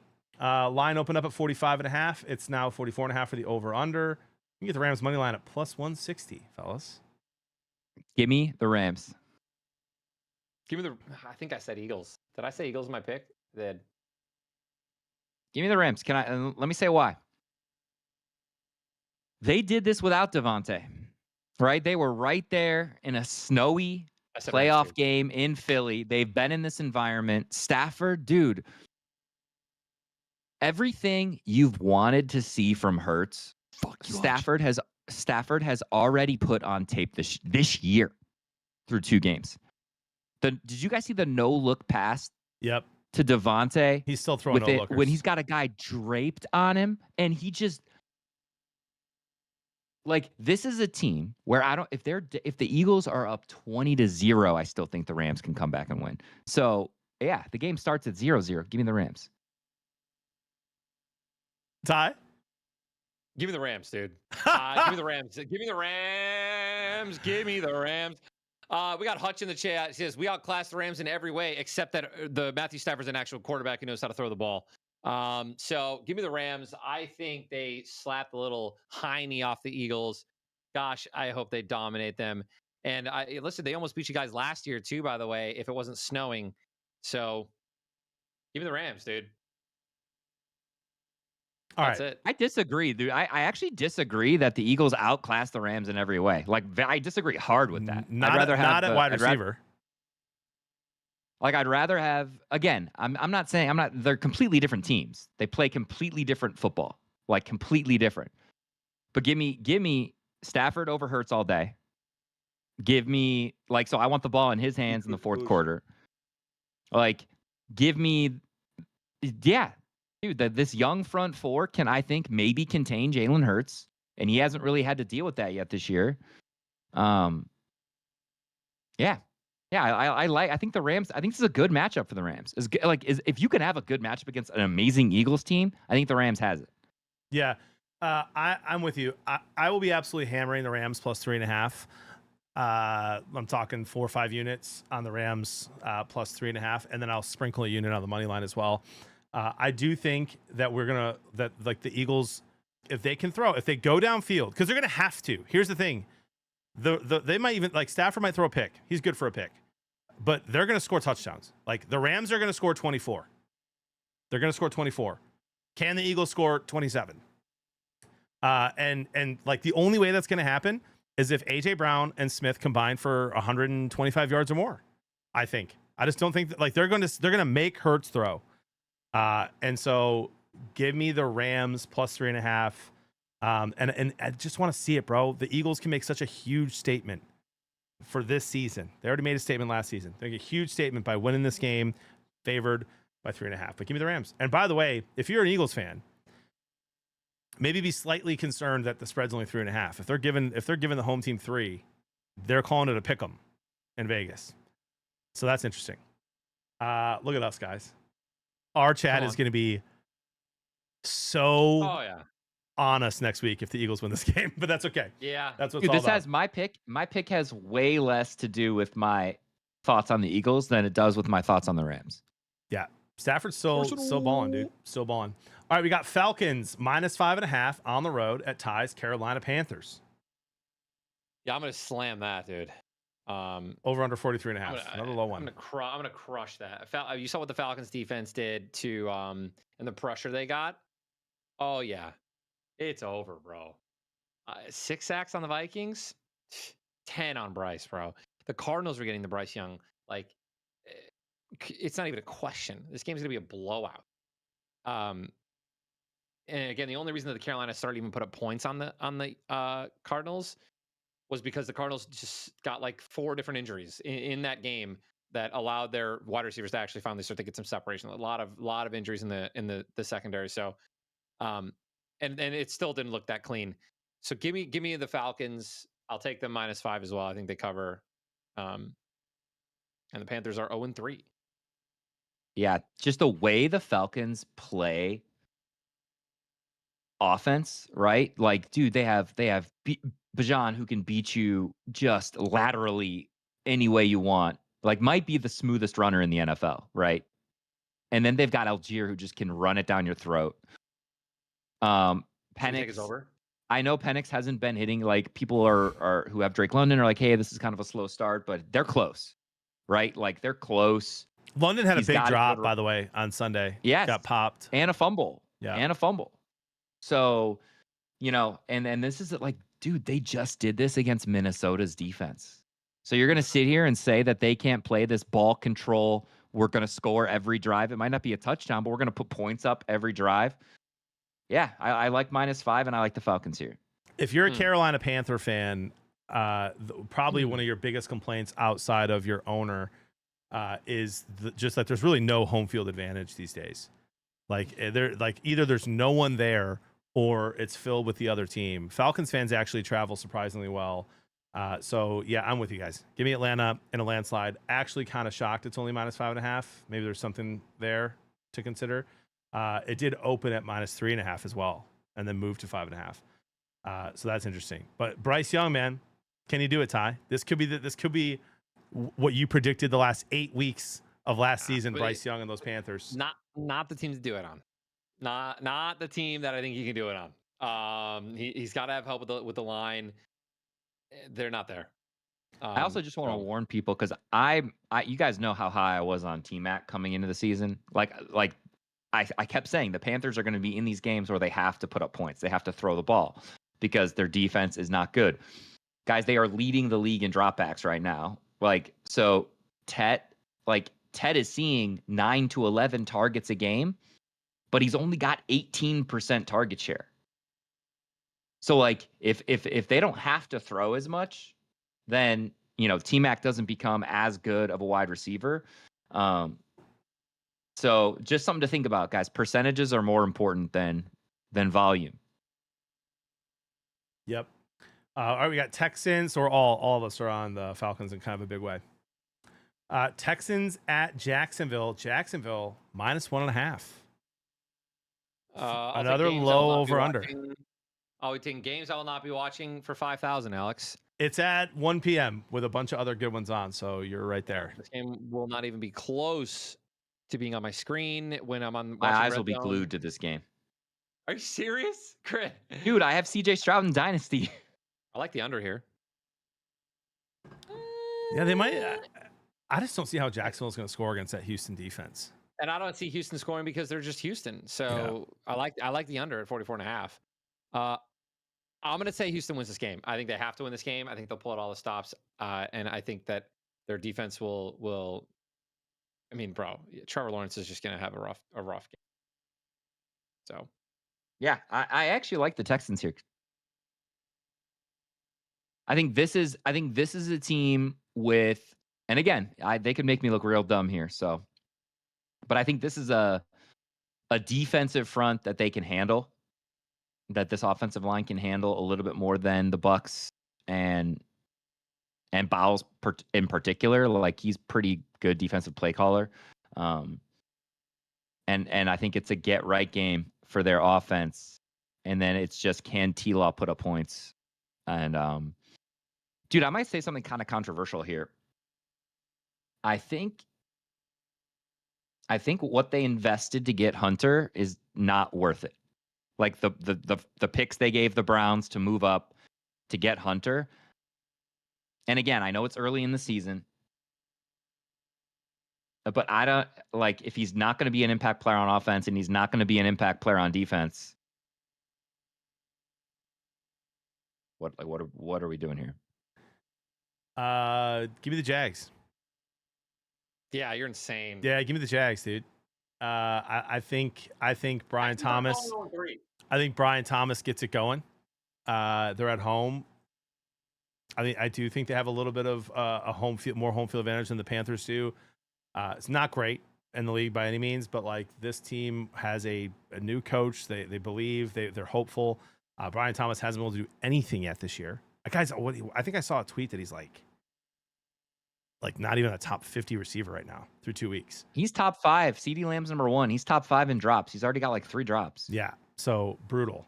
But I think they can get it figured out here. I'm definitely not taking a -1.5, but I might throw a little splash on the money line. I think they win. Go get it, dude. Texans go to 0-3. We have a huge conversation next week. Yeah, I think Texans win. Green Bay -7.5 against Cleveland, at Cleveland. Slam. Yeah. What did we say about the Ravens? I literally said tease it to -14. Was I wrong? You weren't wrong. I teased it to 13.5. I put, and you won that bet. Congratulations. 10 units on it, which is like what we call a what is it? A mega mortal max. It very rarely should you do that.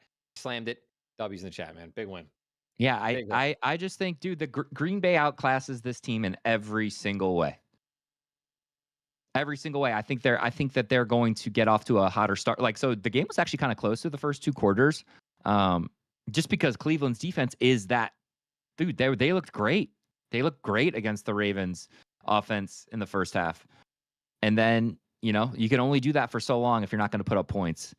Exactly. And I think that Matt LaFleur is going to have a better offensive game plan. Obviously, I think the Packers are going to be ready to rock. They're going to have answers to that defense, and give me the Packers by 10. Really?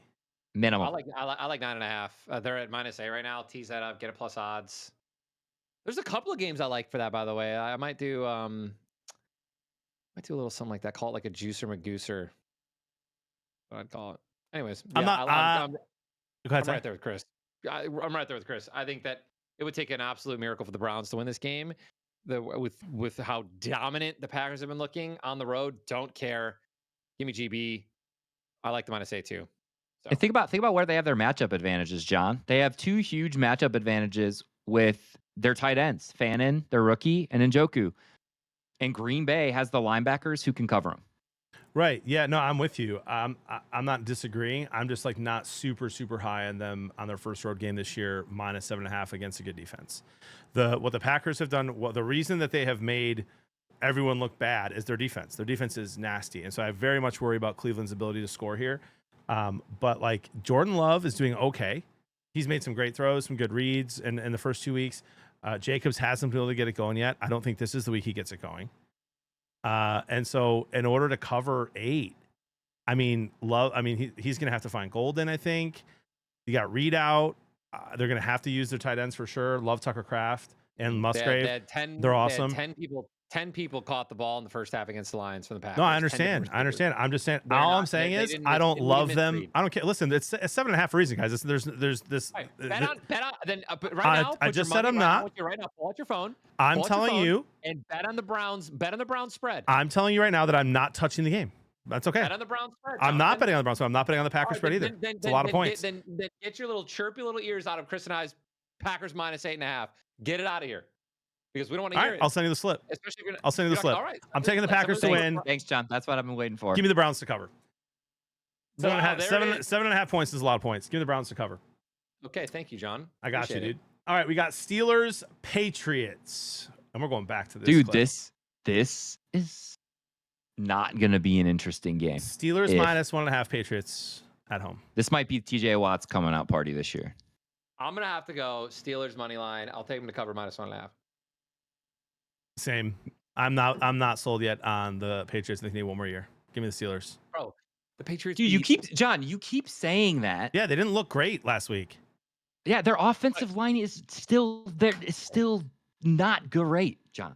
I know. Hey, John, But give me TJ Watt. You see your viewer? Ty's fed up with JB losing them their parlays these last few weeks. Chris and I are 2 for 2 on spreads for our bets, and you are selling. I am up massive. Parlays. I am up massive. No one cares about what you're up massive. You care about the bet. I'm going to fade your spread this week. Stop. No, you're not. No, you're not.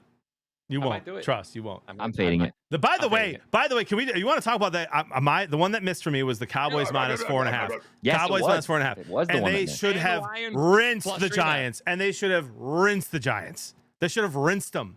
That was embarrassing by the Cowboys defense. Embarrassing. Yeah, John. No one here. None of our wallets are looking for your excuses right now. Literally. And guess what? You being up. That's not money in our wallets either. Yeah. So Who does that help you? Every single day I share a play. Every single day I share a play. Who hammered the Falcons money line? Me. Who hammered the Vikings? Tyler. Get wrecked. Why don't you save these incredible parlays and spreads that you apparently hit? Why don't you share them with the? I share them every single day on my stream. Exclamation bet. So we can win. I hammered the Falcons money line, and you guys both were on the Vikings. It's funny because Tyler is like the celebrity in this family, but he's speaking for the common man right now. This is crazy. We'll get it. We'll get back on track here with the sports show pick, okay? Thank you. We're chilling. All right, so we're taking the Steelers -1. I like the Steelers. I just, dude, the way the Patriots have been moving the ball and the way that Drake May has been operating the pocket. It's a whole different ball game when you got to deal with the TJ Watt. So I do think that as much as I love the Patriots, John still doesn't understand why I love the Patriots. It has everything to do with Drake May and nothing to do with anything else. Yeah, I think this is going to be a really hard game for them to win, and I'm taking the Steelers. Same. 1 second. Johnny, looking a little red there. You all right? I'm always this color. Drake May 15th in overall QBR so far this season. Yeah, quarterbacks played a heck of a game. Quarterbacks that are ahead of him: Penix, Mac Jones, Brock Purdy. Dude, QBR is a bad stat. Just letting you know. Dude. I want to see it. I still haven't seen it. I'm also on Pittsburgh -1.5. He played the best game of his career against the Dolphins last week. Against the Dolphins. They're going to fire their coach this week. Bengals, Vikings. Vikings are -3.5. The battle of the backup quarterbacks. Dude. I hate that, by the way. Week 3 battle of the backup quarterbacks is annoying. Give me the Vikings. Give me the Vikings. I'll take the Bengals spread. This is in Minnesota, right, John? It is in Minnesota, yeah. The last time, hold on, real quick. God, this is such a hard game to call. Someone said $5 bet on the blood. Carson Wentz could come out, and I just want to say this to everyone listening. Carson Wentz is the first quarterback in history to play a game for 6 straight seasons for 6 different teams. He's right up there with Baker Mayfield. Baker Mayfield did that. No, it's worse than that. And I will say this right now, guys. If you play for a team and then never, ever get asked back, like there, and again, I just want to put this in your heads. I want to plant this seed. There's a chance we watch Carson Wentz just burn this thing to the ground this weekend. And that is why I'm taking the Bengals. The last time Jake Browning played the Minnesota Vikings as a backup when Burrow was hurt was December 2023 when he led the Bengals to a 27-24 win over the Vikings and threw for 324 yards and 2 touchdowns. And at the end of the game, called it his revenge game because he was on their practice squad. And he said, "You never should have cut me." Give me the Bengals money line. Give me the Vikings. Yeah, I'm taking the Bengals, and I hate it, and I hate this game. Yeah, I wish that one was a little later because I actually kind of want to watch the battle of the backups, but I will not be able to watch that one. All right, Broncos at Chargers. Chargers -2.5. This is No this is Khalil one of my Mack. games of the week. This is one of my games of the week, though, man. Chargers. I just got to go with the Chargers. If we're looking at quarterbacks, dude, I think Justin Herbert's and Bo Nix. He's not even close. It's not even close. I think the Chargers. Dude, Chargers defense has been suffocating. Yeah, and I this think, year. and here's the thing too, dude, is their drives are like they're elegant, they're clean, they know what they're doing, and I feel like the Broncos' offense right now is just so. What's the word I'm looking for, dude? It's like not repulsive. Like. It's just not consistent, right? They're running the ball. They're not running the ball. Bo Nix is throwing 3 interceptions. He's not throwing it doesn't. Give me the Chargers. Yeah, it doesn't seem like they have a rhythm yet. I completely agree. I give me the Chargers. I think that they're better coached. I think they're just prepped. I think the Broncos, after losing last week, I think they're jarred. And I think they had a much tougher matchup as well than the Chargers last week, or against the Raiders. So. Yeah, give me the Chargers. They've been a team that's really surprised me to start this year. And if you would ask me this 3 weeks ago, I would have said Broncos. Yep. Yeah, give me the Chargers till they give me a reason not to pick them. Yep. The only thing that concerns me about the Chargers in this game is like they just haven't been running the ball super well. Hampton, like we need to see him get going. But give me the Chargers, and I would even maybe tease that down to like -4.5. Yeah. Bo Nix this could be Bo Nix. It could be a huge game for him where he comes out and he's like, I'm picking up where I left off last year, and those last 2 games are not who I am. But Herbert's dealing, dude. He's dealing. And I like their defense. So give me the Chargers -2.5, maybe tease it down. And I don't want to take a victory lap here, but I told you guys that Keenan Allen was going to cook this year. And he's cooking. Okay. The connection's there. Okay. He hasn't skipped beat. He's cooking. What does he have? 2 touchdowns? 2 or 3 already in 2 games? Come on, dude. Keenan Allen. Who? Oh, yeah, he looks great. He looks great. Sorry, I just saw the Sunday night game and just vomited in my mouth a little bit. Yeah, okay. I don't know it yet, so don't tell me. We got Saints, Seahawks. Seahawks are -7.5 at home. Slamming. So many points, but the Seahawks win for sure. Megamax -7. Welcome, guys. I'm all welcome to the Seahawks. Welcome to picking the Seahawks, Chris, boys. Your first time playing this the year. Saints. They're playing the Saints. Of course I'm picking. I just want to say I just want to say welcome. I picked them in the first 2 games. They should have beat the Niners, and then they did win quite handily. Listen to me. You tell me right now that you got a team like the Seattle Seahawks who put up 23 points on the Steelers and almost beat them by 21 points, and now they're only -7 favorites against the Saints at home. Come on now, man. This might be the freest money I've ever seen in my life. I'm going to pick the Seahawks here money line. I'm going to swim to -7. And once I win all the money from my winnings, of course, I'll be buying a yacht and sipping some rosé and water. You're welcome to come and join me. Love that. I'm all over the Seahawks. Tyler. I will not be watching that game. Thank God. That is one game that I will not be watching. Thank God the because Broncos and I will be Chargers too busy watching the Broncos, Chargers, Cowboys, Bears, and 49ers, Cardinals. Yeah. I'm going to fly there. I'm going to watch it in person. Do it. Seattle Saints. I mean, right, hey, you're winning a mortgage on it. Go ahead. Let me out. I'm in, Ty. I'm in. Get me in there, dude. Cardinals at Niners. Just get me home by my doctor's appointment on Monday. I can do that. Niners -1.5. Yeah, bro. I love the Niners. We talked about this. Wait, they're -9.5? 1.5. 1.5. 49ers Oh, are I was -1.5. like, what? Yeah, no, dude. We looked at it. The Cardinals just barely beat 2 of the worst teams in the NFL. And the Niners are 2-0, and with all Mac Jones looked fine. Mac Jones, Bro, what is this spread? Only 2.5 points? Slamming. There's money to be made this week, dude. They don't know what they're talking about.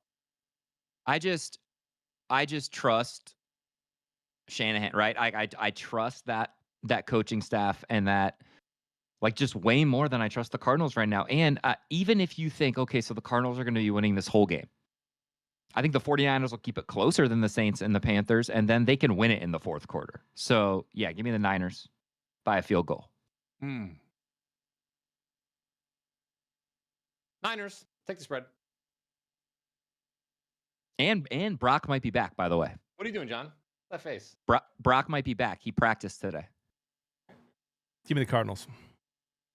You're delusional. Give me the Cardinals. Give me John's just going to keep falling further behind. That's fine. Give me Kyler Murray and Marvin Harrison. And yeah. Hey, Ty. Can this be our Patriots game this week, bro? Even if Brock's back. Yeah, let's do it. Even if Brock's back, don't care. Hey, this is our Patriots game this week, John. Give me the Cardinals. Jonathan, John, I'll give you $1,000 if the Cardinals win this game. That's how you don't have to do that, bro. You don't have to do that. That's crazy. But you're gonna give me $1,000 when the Niners. I love you, dude. I love you. All right, let's go. Cowboys -1.5 against the Bears. Bears were favored. It opened up Bears 1.5. I'm so excited in this game. I hammered Cowboys +1.5. Interesting. I bet on the Bears to win, but I will not be watching. I mean, I guess I will. I gotta pick some game. I'll be here with Tim, so I guess this game is disgusting to pick from. Why is it disgusting? It's disgusting to pick. I'm not picking. Gun to my head. This is a gun to my head, legitimate coin flip of two of the worst teams in the NFL right now. Dak Prescott, their offense looks 1,000 times better than half the NFL right now. You think the Bears go 0-3? Yes. Ben Johnson is going to go out there himself and play if he has to not go 0-3. That wouldn't go well, but I think the Bears win this game. Dude, here's my biggest. This is my biggest issue with Bears fans. And I'm in a dynasty league, John. And I don't know if you know this. I'm in a dynasty league with a bunch of strangers, and half of them are Bears fans, and half of them are Lions fans. And the Bears fans, 5 of the 6 of them are so delusional. Yeah. And it's like our first year with Dan Campbell, we were 3-13. Yeah. 3-13, and they're sitting here with their brand new head coach, brand new defensive coordinator. Like, they're getting everything set up. They're getting the culture right. They're getting the play calls down. Caleb Williams has a lot to fix, and like they're expecting playoffs year one. Like, let me push back a little bit though, Chris. When Dan Campbell inherited the Lions, they traded the best QB we've ever had in our life. We were awful. And we were doing a complete rebuild. The Bears extended their GM, who's already been there for a couple of years, spent a ton of money in the offseason to upgrade all over the field, and brought Ben Johnson in to take them to the playoffs, not to rebuild. They're not in rebuild mode, dude. They're in win now mode. That's what they've been selling. They might not be good, but that's what they've been selling. So it's very different than when Dan Campbell took over a bad Lions team. Yeah. You know? Give me Ben Johnson, the leader of men. Give me the Bears. Give me the Bears. I think the Bears go 2-2 into the bye week, and give their fans a little bit of hope before they let them down later on in the year. I kind of like that we all have like a lot of differing opinions this week. Me too. I just think the Bears at home, like I think Caleb Williams has not been awful. It's not been great. He's missing a lot of wide open guys. But I think that Ben Johnson's going to be able to score a lot of points, and if the Giants can score as many as they just scored against the Cowboys, I think the Bears offense is better than the Giants. I do. And so, give me the Bears. Russell Wilson is okay. I want the Giants. Russell Wilson was saved by Malik Neighbors catching Calvin Johnson catches 50-50 balls this past week. Yeah, but bro, so like, and I would say Caleb Williams is less accurate. Way less accurate for sure, but like like Ben Johnson's play calling, I think it's gonna be fine. Give me the Bears. Okay, I could be wrong, and I'm excited to watch that. I'm taking the boys. All right, dude. Can we just Chiefs -6.5 against the Giants? Give me the Giants +6.5. I don't think the Chiefs know how to beat a team by more than 7. I think the Chiefs win, but I'm also with you on dude, I don't know if that's a great sentence, dude. I don't know if the Chiefs know how to beat a team by 7. Yeah. Been a while. Oh my God, I just got chills, Ty. Give me the Chiefs. Give me the Chiefs money line and a really big game for them. And give me the Giants plus 6.5. Of course, But give me the Chiefs to win. But yeah, I'm with you touching that. again.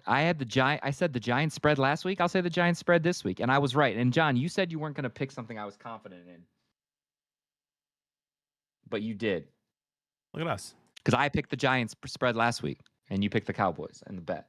Yep. So yeah, give me the Cowboys, give me the Giants to cover and the Chiefs to win. Yep, same. All right, we got Lions, Ravens Monday night. Line opened at the Ravens -7, and then 6.5 the next day, and then 5. Can I say something? And then 4.5, and now 4. Little Little Monday night football action, dude. Lions at Ravens. Yeah. Give me the Ravens. Give me the Ravens. Yeah, I'm not picking against the Ravens. And so like until we go into a playoff team's home and show me that we can do it, right? I'm not going to pick it. So, give me the Ravens. I think Lamar. Yeah, John, you said the heartbreaking thing he did to us 3 years ago, 2 years ago. It was brutal. Give me the Ravens in a closer game. And give me Lamar Jackson's rushing. 2 years ago, the Lions opened up their season with full of hope against the defending Super Bowl champs on Sunday night, I believe it was. Sunday Night Football. Or no, it was Thursday night. It was the first game of the season. It was the first game of the season. Against the Kansas City Chiefs. They hung their Super Bowl banner, and the Lions went out there and belt to ass them. Belt to ass them, dude. It's a great game. Didn't we win by 2? Yeah, it was really close. But it was a physical, it was a really physical, good game. I have said all year that I think the Lions have one of the best rosters in the league. I think the Ravens do too. No Van Noy, who, by the way, was drafted by the Lions, and Matt Patricia threw him away. And he's like a freaking Pro Bowler for Baltimore. He's out of the game. Lions are healthy. Jared Goff was hit, I think, pressured the least amount of his entire career last week. Yes, it's the Bears, but still, that offensive line looks a lot better. I think our defense is good. I think we're going to force Lamar to throw, and I think Brian Branch and Kirby Joseph and Arnold and Reed can cover Flowers and Bateman. And the only way I think they beat us is if Lamar runs for 50 plus and Henry runs for 150 plus, and our run defense is very good. Give me the Lions. Give me the Lions. All right. This is the one where I hope once you're right. again, John, your confidence last week saying that we win by 10, your confidence this week thinking that we can beat the Ravens, you know I appreciate it. You know I love it, dude. For sure. Give me the Lions. Let's go. I'm not putting that in our parlay, guys. Don't worry. Okay, so here's the deal. We are going to, Ty, why don't you, we got about 10 to 12 minutes here to wrap up and do our segment as well, presented by Underdog. We'll do that in a second. Tyler, go ahead and share your Don't Overthink It parlay for the folks. It hit last week, by the way. I think it was plus 490 or plus 500. I put a decent amount on it. Well done. Yeah. What's your don't overthink it parlay this week, Ty? Ladies and gentlemen, the Don't Overthink It parlay this week is a total of 6 teams. These are 6 teams that I would be incredibly shocked if, like, I would be devastated, inebriated, confiscated if one of these teams loses. The Bills, Buccaneers, Packers, Falcons over the Panthers, the Seahawks over the Saints, and the Chiefs over the Giants. The Chiefs are not going 0-3. They're going to beat the Giants. Plus 322. You say it one more time, Ty? Bills, Bucks, Packs, Falcons, Seahawks, Chiefs. I left the Ravens out of there because I do think we can win that game. Because of how good our team is. But these teams, like, these are just better teams. The Bills are infinitely better than the Dolphins. The Buccaneers are infinitely better than the Jets. The Packers are infinitely better than the Browns right now. The Falcons are infinitely better than the Panthers. Panthers one of the worst teams in the league, and they just beat the Vikings, who, you know, their defense is incredible. Seahawks infinitely better than the Saints. Saints one of the worst teams in the league, and of course the Chiefs are not going 0-3. It's not happening. So the Giants, not happening. All right, we tailed. Let's do our spread picks here. Yep. We each pick one. All right, we each pick one. John, you want to go first? Dolphins plus 12.5. I'm kidding. I'm kidding. Yeah, I will go first though. I will go first. Give me the Bucks -7. Okay, I like that. The Wait, what? Bucks -7. Yeah, Buccaneers -7. Uh-oh. Got it. Okay, give me. I'll go next. Give me the Falcons -5. Okay, or Oh, man, he's 5.5, giving up. or 5.5. Yeah, or 5.5. Yeah. Yeah. He's giving up, dude. I just feel bad. Dude. You used to be a Panthers guy. Sorry. Come on, man. I'm realistic. John said he didn't like that one. I don't want to do that. Are you guys okay with? I don't want. Bengals. God. Ooh, do it. Do it. There's so many good ones. Titans plus 4.5 Colts. Sure. Yeah, I like that. All right, guys, that's Buccaneers -7. That's Falcons -5.5. That's Titans plus 4.5. That gets you to plus 573. All right, I'll do 1.5 on this. And then we're doing our Underdog section. Yep, guys, right now you can download Underdog. You can click the link in my chat and Ty's chat, !Underdog. It'll take you right to their site. It's very, very user-friendly, easy to use. You can use code Blevins Bros. Play $5, get $50. That's pretty crazy. They take a lot of different forms of payment. They're very easy to do. Again, play $5, get $50. Use code Blevins Bros. Let us know if you end up doing that. And the cool thing about Underdog is it's player prop stuff. So it shows you how many people have made the picks. They've got hires and lowers. There's a program on there, refer a friend, get $10 as well. There's rescues, get money back from injured players if they get injured throughout that game. And so again, you're looking, if you pull it up, I don't know if you can see it on my phone here. Well, I'm not even gonna try because the camera won't show it, but it's got, James Cook, higher or lower than 68.5 rushing yards. Josh Allen, higher or lower than 235.5 passing yards. Tyreek Hill, these are all for just tomorrow. Tyreek Hill, higher or lower than 64.5 receiving yards. Tua Tagovailoa, higher or lower than 233.5 passing yards.